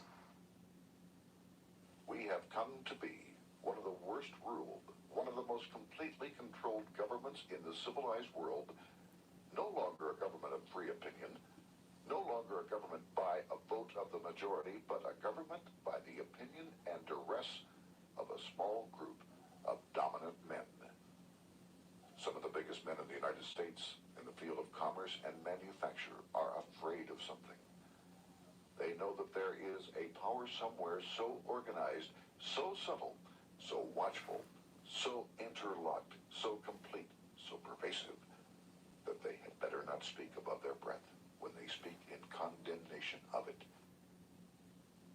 Before his death in 1924, President Wilson realized the full extent of the damage he had done to America when he confessed, "I have unwittingly ruined my government."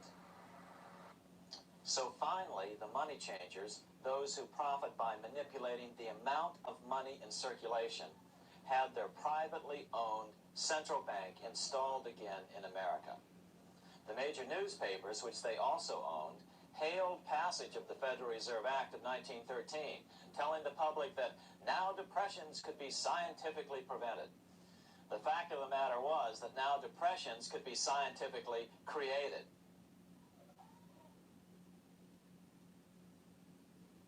Power was now centralized to a tremendous extent. Now it was time for a war, a really big war. In fact, the First World War. Of course, to the central bankers, the political issues of war don't matter nearly as much as the profit potential, and nothing creates debts like warfare. England was the best example at that time. During the 119-year period between the founding of the Bank of England and Napoleon's defeat at Waterloo, England had been at war for 56 years, and much of the remaining time she'd been preparing for war.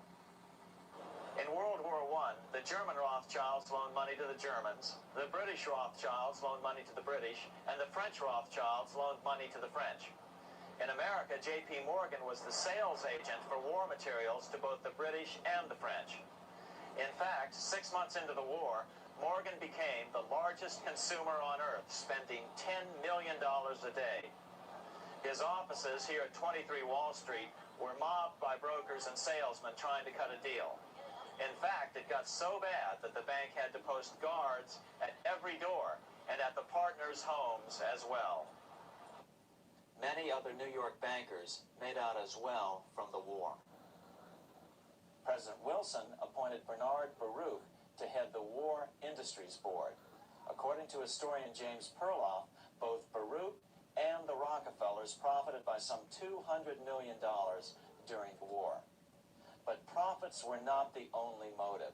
There was also revenge. The money changers never forgave the czars for their support of Lincoln during the Civil War. Also, Russia was the last major European nation to refuse to give in to the privately owned central bank scheme. 3 years after World War I broke out, the Russian Revolution toppled the Tsar and installed the scourge of communism. Jacob Schiff of Kuhn Loeb and Company bragged from his deathbed that he had spent $20 million towards the defeat of the Tsar.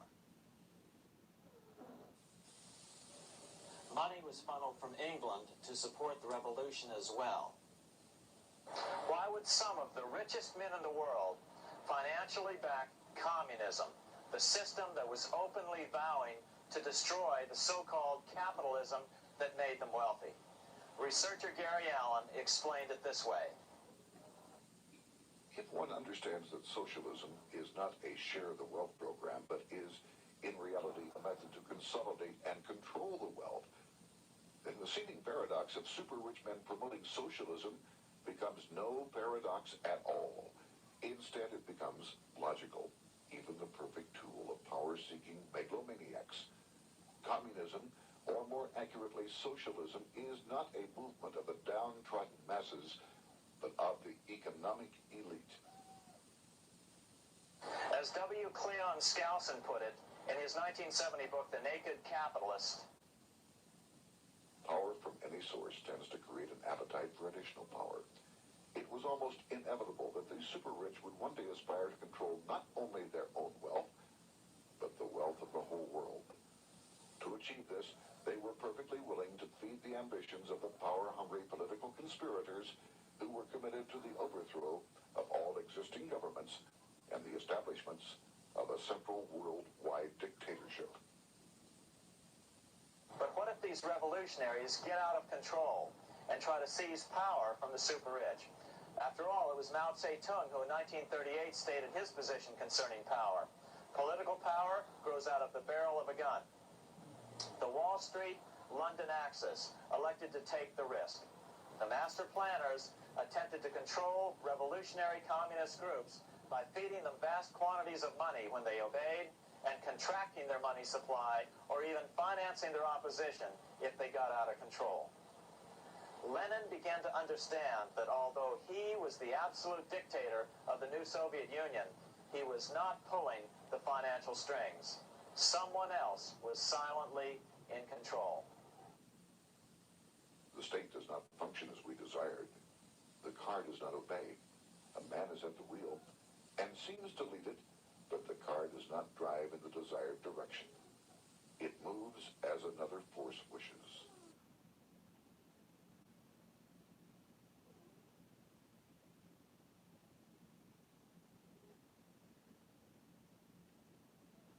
Who is behind it? Representative Louis T. McFadden, the chairman of the House Banking and Currency Committee throughout the 1920s and into the Great Depression years of the 1930s, explained it this way. The course of Russian history has indeed been greatly affected by the operations of international bankers. The Soviet government has been given United States Treasury funds by the Federal Reserve Board, acting through the Chase Bank. England has drawn money from us through the Federal Reserve banks and has relent it at high rates of interest to the Soviet government. The Dnipro Dam was built with funds unlawfully taken from the United States Treasury by the corrupt and dishonest Federal Reserve Board and the Federal Reserve banks. In other words, the Fed and the Bank of England, at the behest of the international bankers who controlled them, were creating a monster, one which would fuel 7 decades of unprecedented communist revolution, warfare, and most importantly, debt.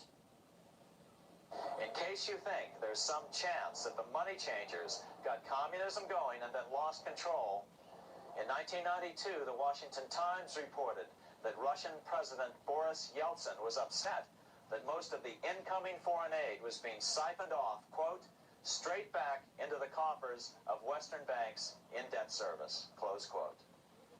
No one in his right mind would claim that a war as large as World War I had a single cause. Wars are complex things with many causative factors. But on the other hand, it would also be equally foolish to ignore as a prime cause of World War I those who would profit the most from the war. The role of the money changers is no wild conspiracy theory. They had a motive, a short-range, self-serving motive, as well as a long-range political motive of advancing totalitarian governments, with the money changers maintaining the financial clout to control whatever politician might emerge as the leader. Next, we'll see what the money changers' ultimate political goal is for the world.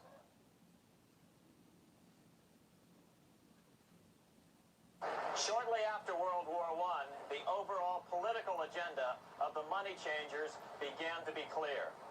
Now that they controlled national economies individually, the next step was the ultimate form of consolidation, world government. The new world government proposal was given top priority at the Paris Peace Conference after World War I. It was called the League of Nations, but much to the surprise of Paul Warburg and Bernard Baruch, who attended the peace conference with President Wilson, the world was not yet ready to dissolve national boundaries. Nationalism still beats strong in the human breast. For example, Lord Curzon, the British Foreign Secretary, called the League of Nations a good joke, even though it was the stated policy of the British government to support it. To the humiliation of President Wilson, the U.S. Congress wouldn't ratify the League either. Despite the fact that it had been ratified by many other nations, without money flowing from the U.S. Treasury, the League died. After World War I, the American public had grown tired of the internationalist policies of Democrat Woodrow Wilson. In the presidential election of 1920, Republican Warren Harding won a landslide victory with over 60% of the vote. Harding was an ardent foe of both Bolshevism and the League of Nations. His election, which opened a 12-year run of Republican presidents in the White House, led to an unprecedented era of prosperity known as the Roaring Twenties.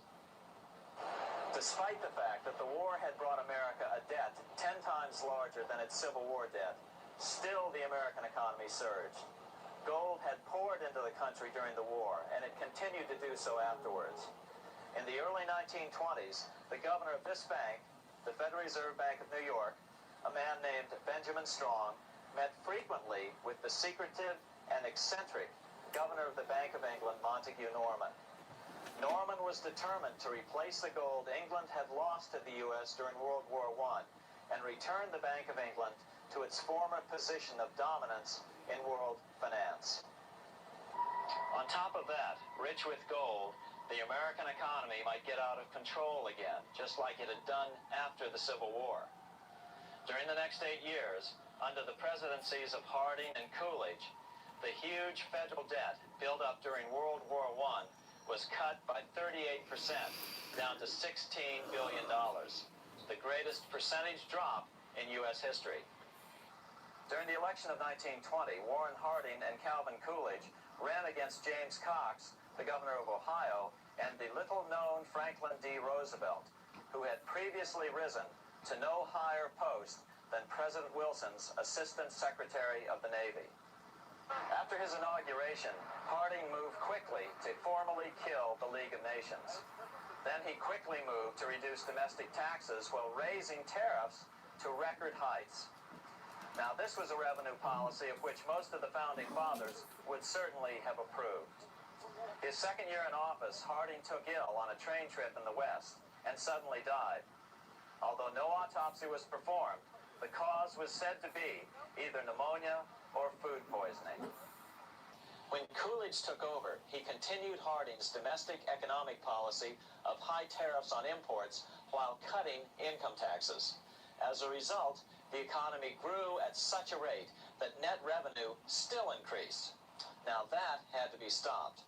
So just as they'd done so frequently before, the money changers decided it was time to crash the American economy. The Federal Reserve began flooding the country with money. They increased the money supply by 62% during these years. Money was plentiful. This is why it was known as the Roaring Twenties. Before his death in 1919, former President Teddy Roosevelt warned the American people what was going on. As reported in the March 27, 1922 edition of the New York Times, Roosevelt said, "These international bankers and Rockefeller Standard Oil interests control the majority of newspapers and the columns of these papers to club into submission or drive out of public office officials who refuse to do the bidding of the powerful, corrupt cliques which compose the invisible government."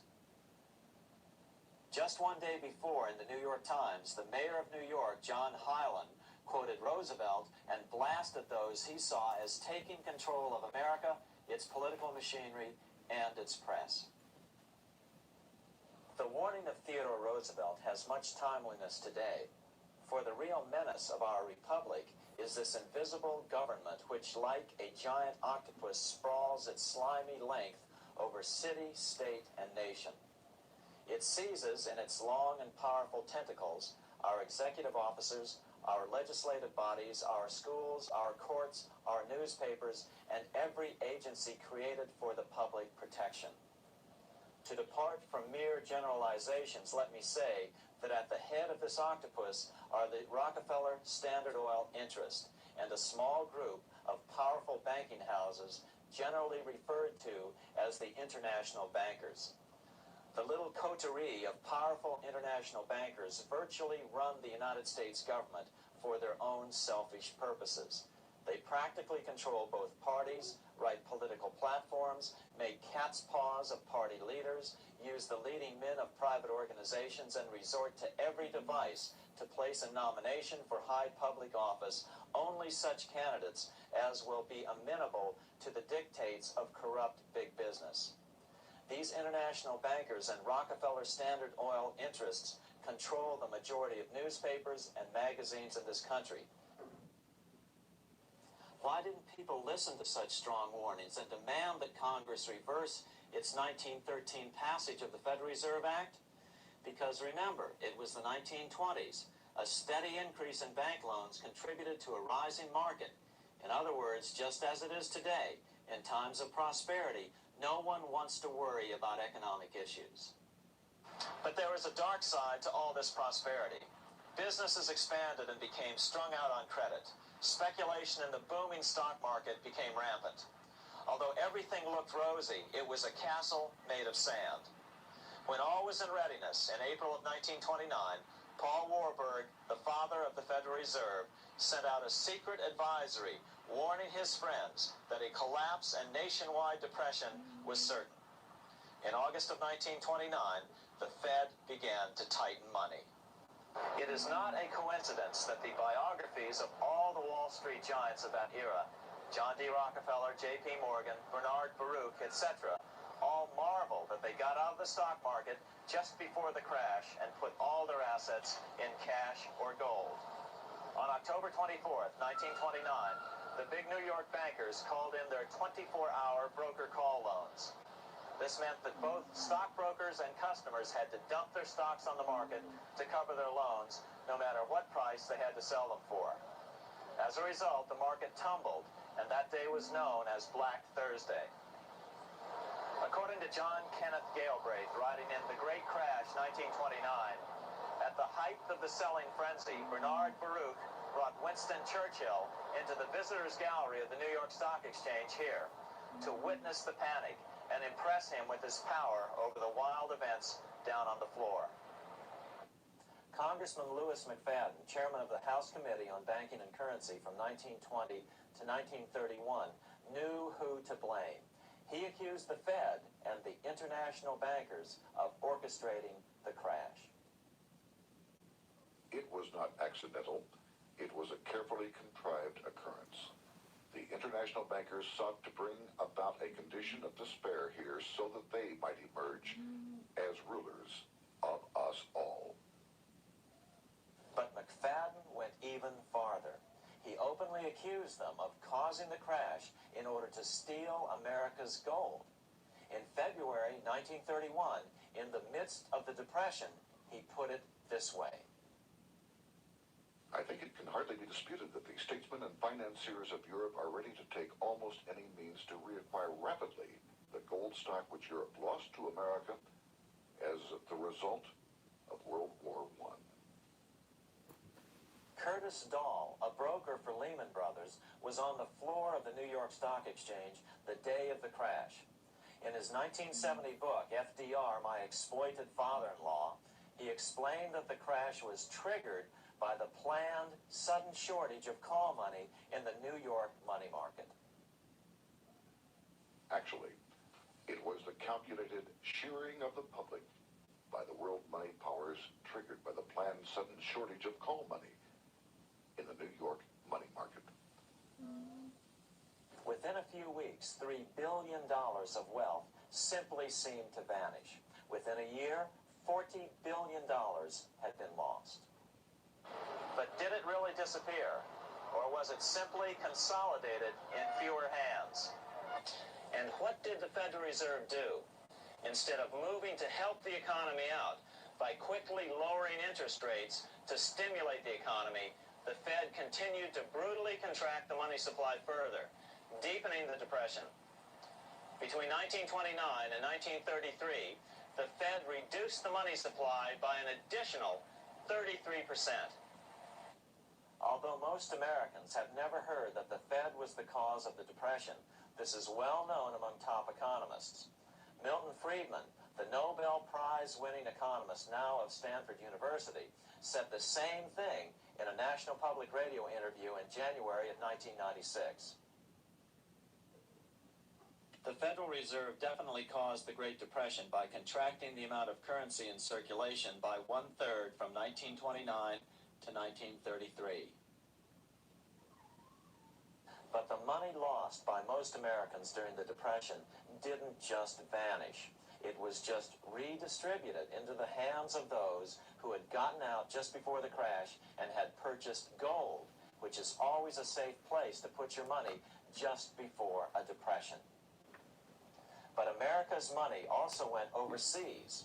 Incredibly, as President Hoover was heroically trying to rescue banks and prop up businesses, with millions of Americans starving as the Great Depression deepened, millions of dollars were being spent rebuilding Germany from damage sustained during World War I. 8 years before Hitler would invade Poland, Representative Louis McFadden, chairman of the House Banking and Currency Committee, warned Congress that Americans were paying for Hitler's rise to power. After World War I, Germany fell into the hands of the German international bankers. Those bankers bought her, and they now own her lock, stock, and barrel. They have purchased her industries, they have mortgages on her soil, they control her production, they control all her public utilities. The international German bankers have subsidized the present government of Germany, and they have also supplied every dollar of the money Adolf Hitler has used in his lavish campaign to build up a threat to the government of Brüning. When Brüning fails to obey the orders of the German international bankers, Hitler is brought forth to scare the Germans into submission. Through the Federal Reserve Board, over $30 billion of American money has been pumped into Germany. You have all heard of the spending that's taken place in Germany. Modernistic dwellings, her great planetariums, her gymnasiums, her swimming pools, her fine public highways, her perfect factories. All this was done on our money. All this was given to Germany through the Federal Reserve Board. The Federal Reserve Board has pumped so many billions of dollars into Germany that they dare not name the total.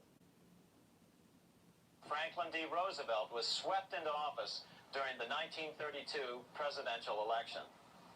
Once Roosevelt was in office, however, sweeping emergency banking measures were immediately announced, which did nothing but increase the Fed's power over the money supply. Then, and only then, did the Fed finally begin to loosen the purse strings and feed new money out to the starving American people.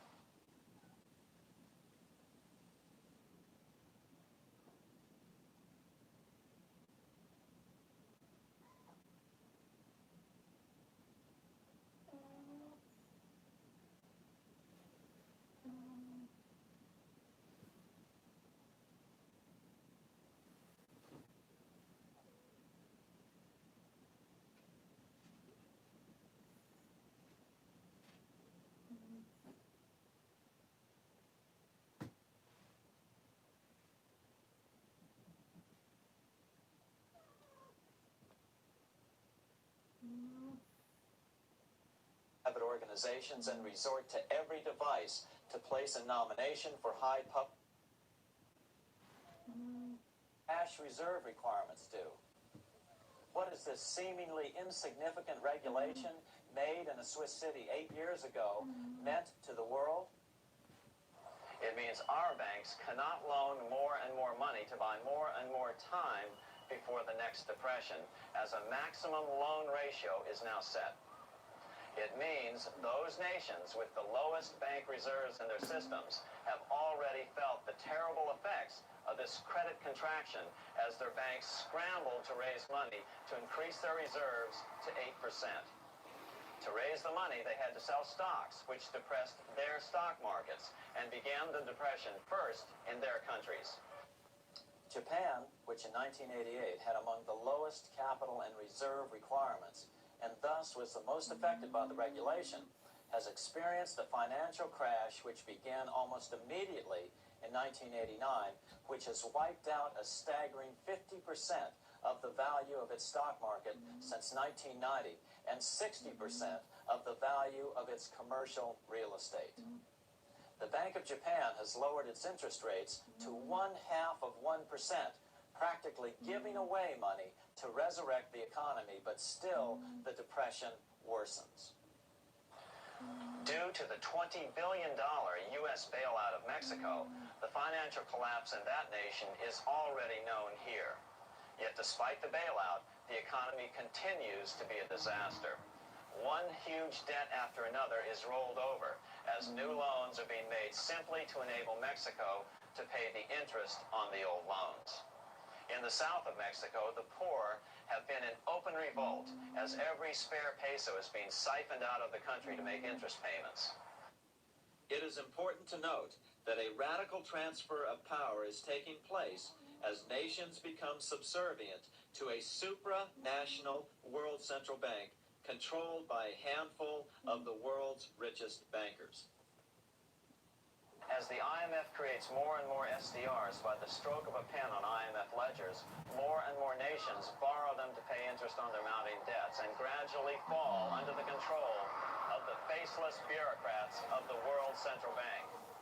As the worldwide depression worsens and spreads, this will give the World Central Bank the power of economic life and death over these nations.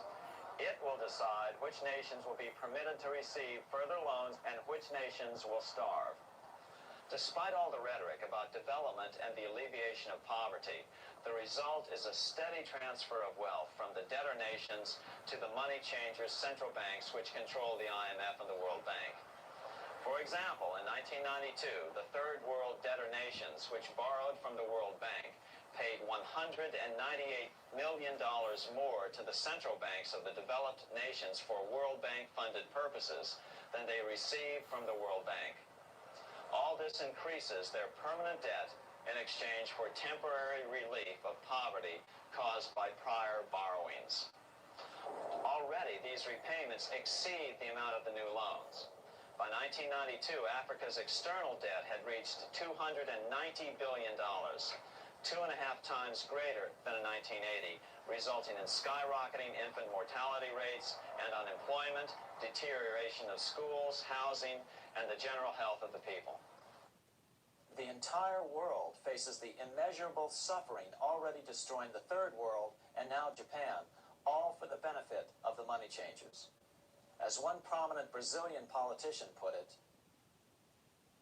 "The Third World War has already started. It is a silent war, not for that reason any less sinister. The war is tearing down Brazil, Latin America, and practically all the Third World. Instead of soldiers dying, there are children. It is a war over the Third World debt, one which has as its main weapon interest, a weapon more deadly than the atom bomb, more shattering than a laser beam."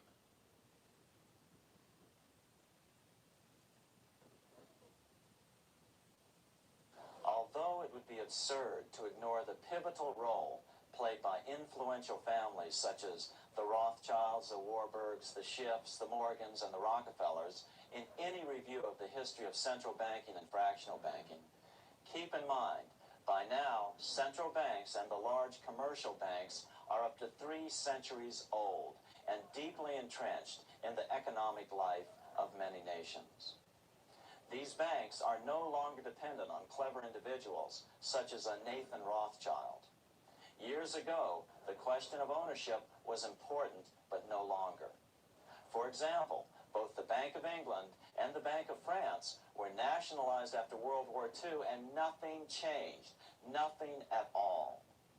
They endure and continue to grow, now protected by numerous laws, paid politicians, and mortgaged media, untouched by the changing of generations. 3 centuries have given them an aura of respectability. The old school tie is now worn by the 6th generation son, who's been raised in a system that he may never question as he is named to serve on the governing boards of countless philanthropic organizations. To focus attention today on individuals or families, or to attempt to sort out the current holders of power, serves little useful purpose and would be a distraction from the cure. The problem is far bigger than that. It is the corrupt banking system that was and is being used to consolidate vast wealth into fewer and fewer hands that is our current economic problem. Change the names of the main players now, and the problem will neither go away nor even miss a beat. Likewise, among the hordes of bureaucrats working in the World Bank, central banks, and international banks, only a tiny fraction have any idea of what's really going on. No doubt they'd be horrified to learn that their work is contributing to the terrible impoverishment and gradual enslavement of mankind to a few incredibly rich plutocrats. So really, there's no use in emphasizing the role of individuals anymore. And the problem even transcends the normal spectrum of political right and left.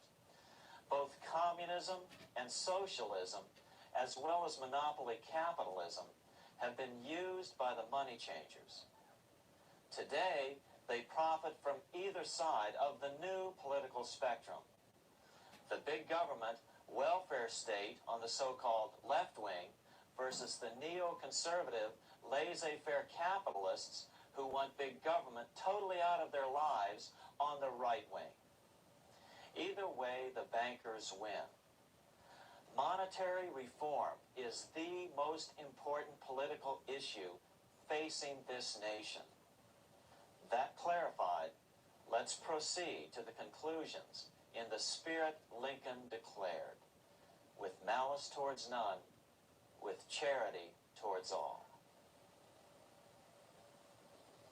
At the start of this video, we ask a number of troubling questions. Let's be sure we've answered them.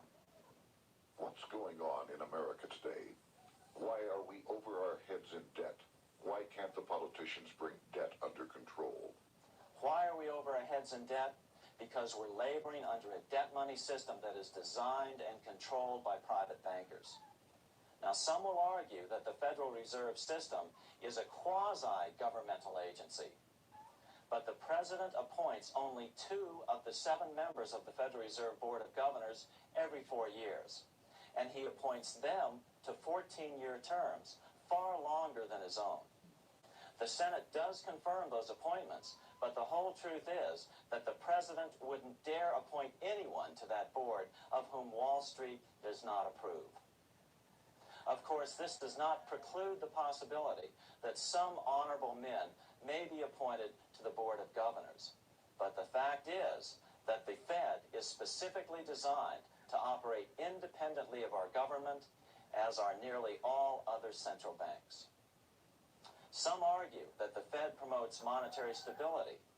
We saw the current head of the Bank of England, Eddie George, claim that this was the most important role of a central bank. In fact, the Fed's record of stabilizing the economy shows it to be a miserable failure in this regard. Within the first 25 years of its existence, the Fed caused 3 major economic downturns, including the Great Depression, and for the last 30 years has shepherded the American economy into a period of unprecedented inflation. Again, this is not some wild conspiracy theory. It's a well-known fact among top economists. As Nobel Prize-winning economist Milton Friedman put it, the stock of money, prices, and output was decidedly more unstable after the establishment of the Federal Reserve System than before. The most dramatic period of instability in output was, of course, the period between the 2 wars, which includes the severe monetary contractions of 1920-21, 1929-33, and 1937-38. No other 20-year period in American history contains as many as 3 such severe contractions. This evidence persuades me that at least a third of the price rise during and just after World War I is attributable to the establishment of the Federal Reserve System, and that the severity of each of the major contractions, 1920-21, 1929-33, and 1937-38, is directly attributable to acts of commission and omission by the reserve authorities. Any system which gives so much power and so much discretion to a few men so that mistakes, excusable or not, can have such far-reaching effects is a bad system.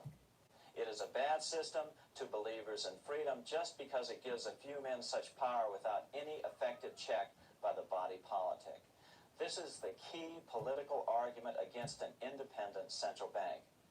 To paraphrase Clemenceau, money is much too serious a matter to be left to the central bankers. We must learn from our history before it is too late. Why can't politicians control the federal debt? Because all our money is created out of debt. Again, it's a debt money system. Our money is created initially by the purchase of U.S. bonds. The public buys bonds like savings bonds, the banks buy bonds, foreigners buy bonds, and when the Fed wants to create more money in the system, it buys bonds, but pays for them with a simple bookkeeping entry, which it creates out of nothing. Then this new money, created by the Fed, is multiplied by a factor of 10 by the banks, thanks to the fractional reserve principle. So although the banks don't create currency, they do create checkbook money or deposits by making new loans. They even invest some of this created money. In fact, over $1 trillion of this privately created money has been used to purchase U.S. bonds on the open market, which provides the banks with roughly $50 billion in interest, risk-free, each year, less the interest they pay to some depositors. In this way, through fractional reserve lending, banks create over 90% of the money and therefore cause over 90% of our inflation. What can we do about all this? Fortunately, there's a way to fix the problem fairly easily, speedily, and without any serious financial problems. We can get our country totally out of debt in 1 to 2 years by simply paying off these U.S. bonds with debt-free U.S. notes, just like Lincoln issued. Of course, that by itself would create tremendous inflation, since our currency is presently multiplied by the fractional reserve banking system. But here's the ingenious solution, advanced in part by Milton Friedman, to keep the money supply stable and avoid inflation and deflation while the debt is retired. As the Treasury buys up its bonds on the open market with U.S. notes, the reserve requirements of your hometown local bank will be proportionally raised, so the amount of money in circulation remains constant. As those holding bonds are paid off in U.S. notes, they will deposit this money, thus making available the currency then needed by the banks to increase their reserves. Once all the U.S. bonds are replaced with U.S. notes, banks will be at 100% reserve banking instead of the fractional reserve system currently in use. From this point on, the former Fed buildings will only be needed as a central clearinghouse for checks and as vaults for U.S. notes. The Federal Reserve Act will no longer be necessary and could be repealed. Monetary power can be transferred back to the Treasury Department. There would be no further creation or contraction of money by banks. By doing it this way, our national debt can be paid off in a single year or so, and the Fed and fractional reserve banking abolished without national bankruptcy, financial collapse, inflation or deflation, or any significant change in the way the average American goes about his business. To the average person, the primary difference would be that for the first time since the Federal Reserve Act was passed in 1913, taxes would begin to go down. Now there's a real national blessing for you, rather than for Hamilton's banker friends. Now let's take a look at these proposals in more detail. Here are the main provisions of a Monetary Reform Act which needs to be passed by Congress. We've drafted a proposed Monetary Reform Act which follows at the end of this tape. Of course, variations with the same results would be equally welcome. 1. Pay off the debt with debt-free U.S. notes. As Thomas Edison put it, if the U.S. can issue a dollar bond, it can issue a dollar bill. They both rest purely on the faith and credit of the United States government. This amounts to a simple substitution of one type of government obligation for another. One bears interest, the other doesn't. Federal Reserve notes could be used for this as well, but could not be printed after the Fed's abolished as we propose, so we suggest using U.S. notes instead. 2. Abolish fractional reserve banking. As the debt is paid off, the reserve requirements of all banks and financial institutions would be raised proportionally at the same time to absorb the new U.S. notes, which would be deposited and become the bank's increased reserves. Towards the end of the first year of the transition period, the remaining liabilities of financial institutions would be assumed or acquired by the U.S. government in a one-time operation. In other words, they too would eventually be paid off with debt-free U.S. notes in order to keep the total money supply stable. At the end of the first year or so, all of the national debt would be paid, and we could start enjoying the benefits of full reserve banking. The Fed would be obsolete, an anachronism. 3. Repeal the Federal Reserve Act of 1913 and the National Banking Act of 1864. These acts delegate the money power to a private banking monopoly. They must be repealed, and the money power handed back to the Department of Treasury where they were initially under President Abraham Lincoln. No banker or person in any way affiliated with financial institutions should be allowed to regulate banking. After the first two reforms, these acts would serve no useful purpose anyway, since they relate to a fractional reserve banking system. 4. Withdraw the U.S. from the IMF, the BIS, and the World Bank. These institutions, like the Federal Reserve, are designed to further centralize the power of the international bankers over the world's economy, and the U.S. must withdraw from them. Their harmless functions, such as currency exchange, can be accomplished either nationally or in new organizations limited to those functions. Such a monetary reform act would guarantee that the amount of money in circulation would stay very stable, causing neither inflation nor deflation. Remember, for the last 3 decades, the Fed has doubled the American money supply every 10 years. That fact and fractional reserve banking are the real causes of inflation and the reduction in our buying power, a hidden tax. These and other taxes are the real reasons both parents now have to work just to get by. The money supply should increase slowly to keep prices stable, roughly in proportion to population growth, about 3% per year, not at the whim of a group of bankers meeting in secret. In fact, all future decisions on how much money will be in the American economy must be made based on statistics of population growth and the price level index. The new monetary regulators in the Treasury Department, perhaps called the Monetary Committee, would have absolutely no discretion in this matter except in time of declared war. This would ensure a steady, stable money growth of roughly 3% per year, resulting in stable prices and no sharp changes in the money supply. To make certain the process is completely open and honest, all deliberations would be public, not secret, as meetings of the Fed's Board of Governors are today. How do we know this will work? Because these steps remove the 2 major causes of economic instability, the Fed and fractional reserve banking, and the newest one as well, the BIS, Bank of International Settlements. But most importantly, the danger of a severe depression would be eliminated. Let's listen to Milton Friedman on the single cause of severe economic depressions.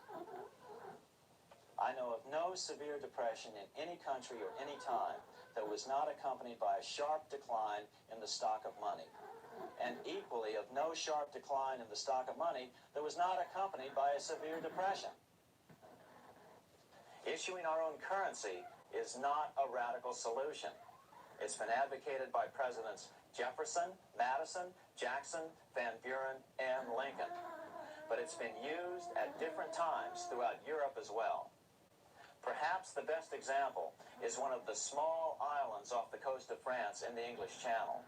Called Guernsey, it's been using debt-free money issues to pay for large building projects for nearly 200 years. Here we are on Guernsey, and this is the Guernsey Flower and Vegetable Market. Guernsey is one of the most successful examples of just how well a debt-free money system can work. In 1815, a committee was appointed to investigate how best to finance this new market. The impoverished island could not afford more new taxes, so the state's fathers decided to try a revolutionary idea: issue their own paper money. They were just colorful paper notes, backed by nothing, but the people of this tiny island agreed to accept them and trade with them. To be sure they circulated widely, they were declared to be good for the payment of taxes. Of course, this idea was nothing new. It was exactly what America had done before the American Revolution, and there are many other examples throughout the world. But it was new to Guernsey, and it worked miracles. This market is still in use. And remember, it was built for no debt to the people of this island state. But what if we follow Guernsey's example? How would the bankers react to these reforms? Certainly the international bankers cartel will oppose reforms that do away with their control of the world's economies as they have in the past. But it is equally certain that Congress has the constitutional authority and responsibility to authorize the issuance of debt-free money, U.S. notes, and to reform the very banking laws it ill-advisedly enacted. Undoubtedly, the bankers will claim that issuing debt-free money will cause severe inflation or make other dire predictions. But remember, it is fractional reserve banking which is the real cause of over 90% of all inflation, not whether debt-free U.S. notes are used to pay for government deficits. In the current system, any spending excesses on the part of Congress are turned into more debt bonds, and the 10% purchased by the Fed are then multiplied many times over by the bankers, causing over 90% of all inflation. Our fractional reserve and debt-based banking system is the problem. We must ignore its inevitable resistance to reform and remain firm until the cure is complete. As the director of the Bank of England in the 1920s, Sir Josiah Stamp put it, referring to this modern fractional reserve banking system, banking is conceived in iniquity and born in sin. Bankers own the earth. Take it away from them, but leave them the power to create money and control credit, and with the flick of a pen, they will create enough money to buy it back again. Take this great power away from the bankers, and all great fortunes like mine will disappear, and they ought to disappear. For this would be a better and happier world to live in. But if you want to continue the slaves of bankers and pay the cost of your own slavery, let them continue to create money and to control credit. Americans are slowly figuring this out. Today, over 3,200 cities and counties have endorsed the proposal of a nonprofit organization called Sovereignty. The Sovereignty movement calls for Congress to authorize the Secretary of the Treasury to issue $90 billion per year of U.S. notes, not Federal Reserve notes nor debt-based bonds, to loan money interest-free to cities, counties, and school districts for needed capital improvements. Remarkably, and to their praise, the Community Bankers Association of Illinois, representing 515 member banks, has endorsed this sovereignty proposal, a good step in the right direction. As Milton Friedman has repeatedly pointed out, no severe depression can occur without a severe contraction of money. In our system, only the Fed, the Bank of International Settlements, with U.S. bankers' cooperation, or a combination of the largest Wall Street banks could cause a depression. In other words, our economy is so huge and resilient, a depression just can't happen by accident.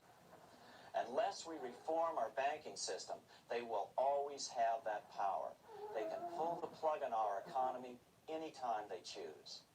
The only solution is to abolish the Fed and the fractional reserve banking system and withdraw from the BIS. Only that will break the power of the international bankers over our economy. And keep in mind, a stock market crash itself cannot cause a severe depression. Only the severe contraction of our money supply can cause a severe depression. The stock market crash of 1929 only wiped out market speculators, mostly the small to medium ones, resulting in $3 billion in wealth changing hands. But it served as a smokescreen for a 33% contraction in credit by the Fed over the next 4 years, which resulted in over $40 billion in wealth from the American middle class being transferred to the big banks. Then, despite impotent howls of protest from a divided Congress, the independent Fed kept the money supply contracted for a full decade. Only World War II ended the terrible suffering the Fed inflicted on the American people. In a depression, the remaining wealth of the debt-burdened American middle class will be wiped out by unemployment, declining wages, and the resulting foreclosures. If we start to act to reform our monetary system, the money changers may do what they did in 1929 and then the 1930s, crash the stock market and use that as a smokescreen while contracting the money supply. But if we're determined to fight to regain control over our money, we can come out of it fairly quickly, perhaps in only a very few months, as U.S. notes begin to circulate and replace the money withdrawn by the bankers. The longer we wait, the greater the danger we'll permanently lose control of our nation. But some still wonder why the international bankers would want to cause a depression. Wouldn't that be killing the goose that is currently laying all those golden interest eggs? Remember what Larry Bates said at the first of this videotape. You see, in periods of economic upheaval, in economic crisis, wealth is not destroyed. It is merely transferred. Do we have any hints as to what the money changers have in store for us? Here's what David Rockefeller, the chairman of Chase Manhattan Bank, the largest Wall Street bank, had to say. We are on the verge of a global transformation.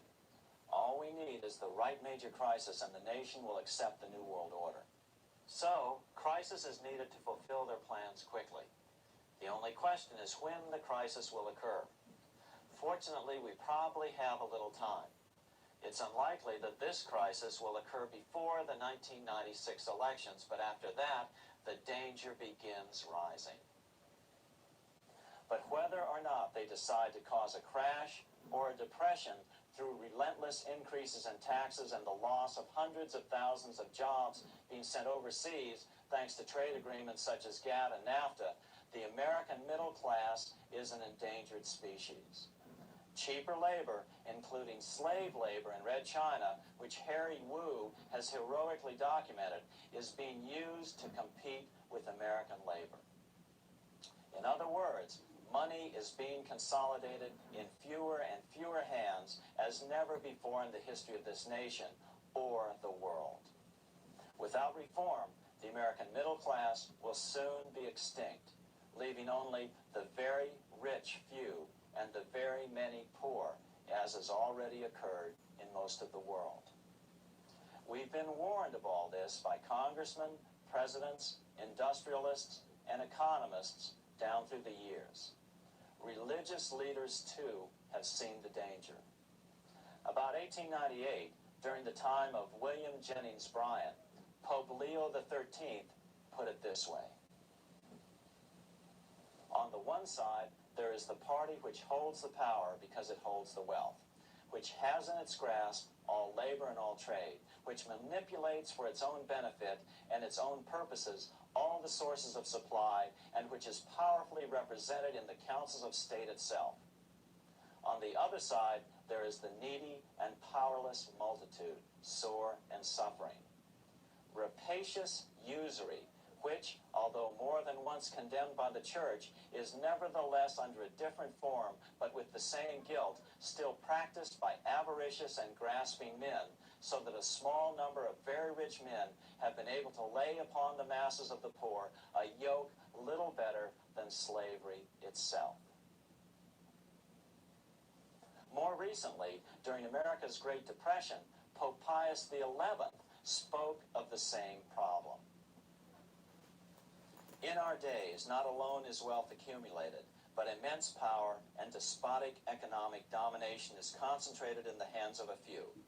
This power becomes particularly irresistible when exercised by those who, because they hold and control money, are able also to govern credit and determine its allotment. For this reason, supplying, so to speak, the lifeblood to the entire economic body and grasping, as it were, in their hands the very soul of the economy, so that no one dare breathe against their will. Educate your friends. Our country needs a solid group who really understand how our money is manipulated and what the solutions really are. Because if a depression comes, there will be those who call themselves conservatives who will come forward advancing solutions framed by the international bankers. Beware of calls to return to a gold standard. Why? Simple. Because never before has so much gold been so concentrated outside of American hands. And never before has so much gold been in the hands of international governmental bodies such as the World Bank and International Monetary Fund. A gold-backed currency usually brings despair to a nation, and to return to it would certainly be a false solution in our case. Remember, we had a gold-backed currency in 1929 and during the first 4 years of the Great Depression. Likewise, beware of any plans advanced for a regional or world currency. This is the international bankers' Trojan horse.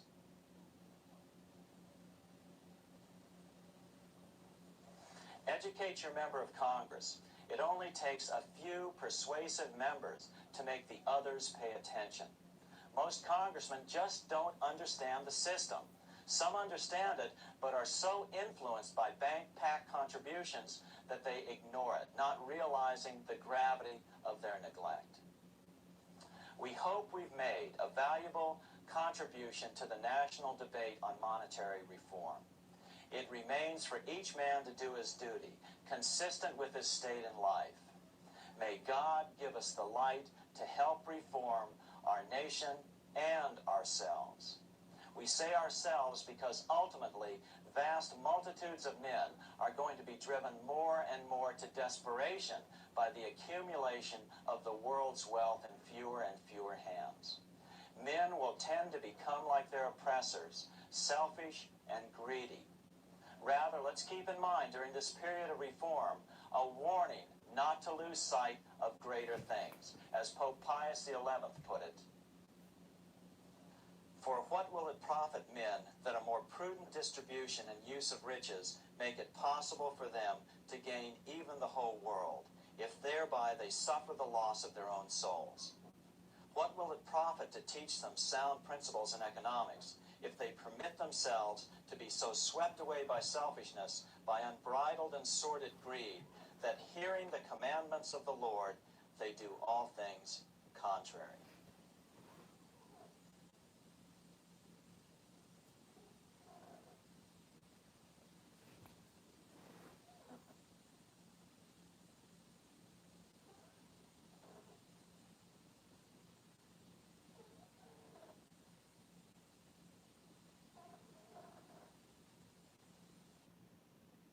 Of economic life and death over these nations. It will decide which nations will be permitted to receive further loans and which nations will starve. Despite all the rhetoric about development and the alleviation of poverty, the result is a steady transfer of wealth from the debtor nations to the money changers' central banks, which control the IMF and the World Bank. For example, in 1992, the Third World debtor nations, which borrowed from the World Bank, paid $198 million more to the central banks of the developed nations for World Bank-funded purposes than they received from the World Bank. All this increases their permanent debt in exchange for temporary relief of poverty caused by prior borrowings. Already, these repayments exceed the amount of the new loans. By 1992, Africa's external debt had reached $290 billion. 2.5 times greater than in 1980, resulting in skyrocketing infant mortality rates and unemployment, deterioration of schools, housing, and the general health of the people. The entire world faces the immeasurable suffering already destroying the Third World and now Japan, all for the benefit of the money changers. As one prominent Brazilian politician put it, the Third World War has already started. It is a silent war, not for that reason any less sinister. The war is tearing down Brazil, Latin America, and practically all the third world. Instead of soldiers dying, there are children. It is a war over the third world debt, one which has as its main weapon interest, a weapon more deadly than the atom bomb, more shattering than a laser beam.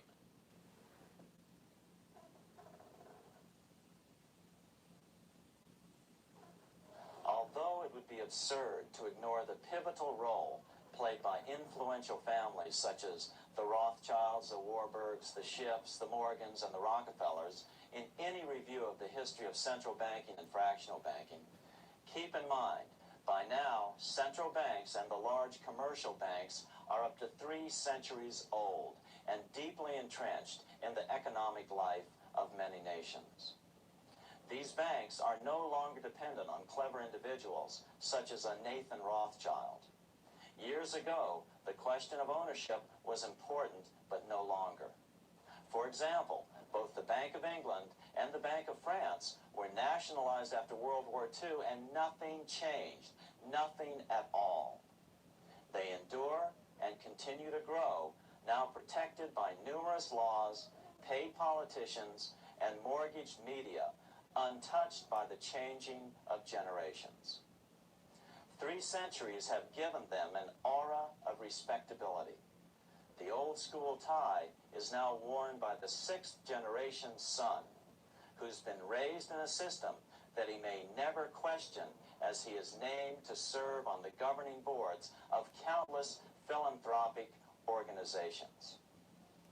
To focus attention today on individuals or families, or to attempt to sort out the current holders of power, serves little useful purpose and would be a distraction from the cure.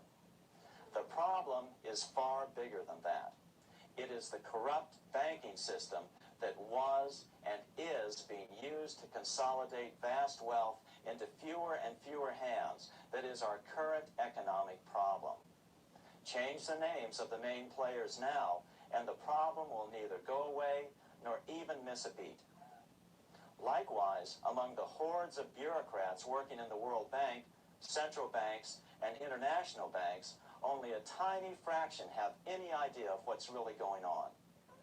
No doubt they'd be horrified to learn that their work is contributing to the terrible impoverishment and gradual enslavement of mankind to a few incredibly rich plutocrats.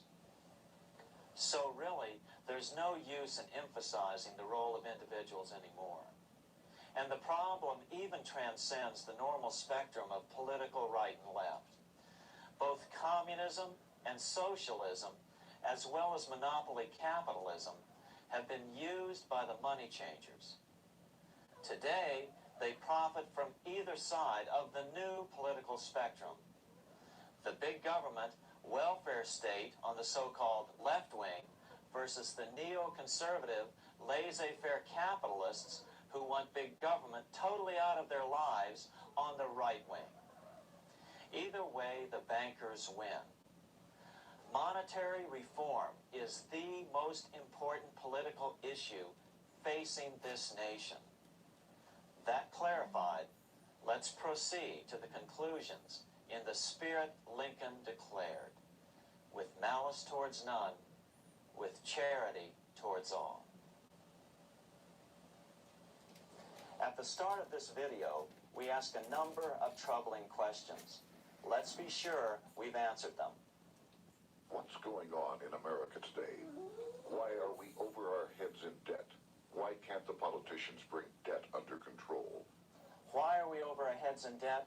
Because we're laboring under a debt money system that is designed and controlled by private bankers. Now, some will argue that the Federal Reserve System is a quasi-governmental agency. But the president appoints only 2 of the 7 members of the Federal Reserve Board of Governors every 4 years. And he appoints them to 14-year terms, far longer than his own. The Senate does confirm those appointments, but the whole truth is that the president wouldn't dare appoint anyone to that board of whom Wall Street does not approve. Of course, this does not preclude the possibility that some honorable men may be appointed to the Board of Governors. But the fact is that the Fed is specifically designed to operate independently of our government, as are nearly all other central banks. Some argue that the Fed promotes monetary stability. We saw the current head of the Bank of England, Eddie George, claim that this was the most important role of a central bank. In fact, the Fed's record of stabilizing the economy shows it to be a miserable failure in this regard. Within the first 25 years of its existence, the Fed caused 3 major economic downturns, including the Great Depression, and for the last 30 years has shepherded the American economy into a period of unprecedented inflation. Again, this is not some wild conspiracy theory. It's a well-known fact among top economists. As Nobel Prize-winning economist Milton Friedman put it, the stock of money, prices, and output was decidedly more unstable after the establishment of the Federal Reserve System than before. The most dramatic period of instability in output was, of course, the period between the 2 wars, which includes the severe monetary contractions of 1920-21, 1929-33, and 1937-38. No other 20-year period in American history contains as many as 3 such severe contractions.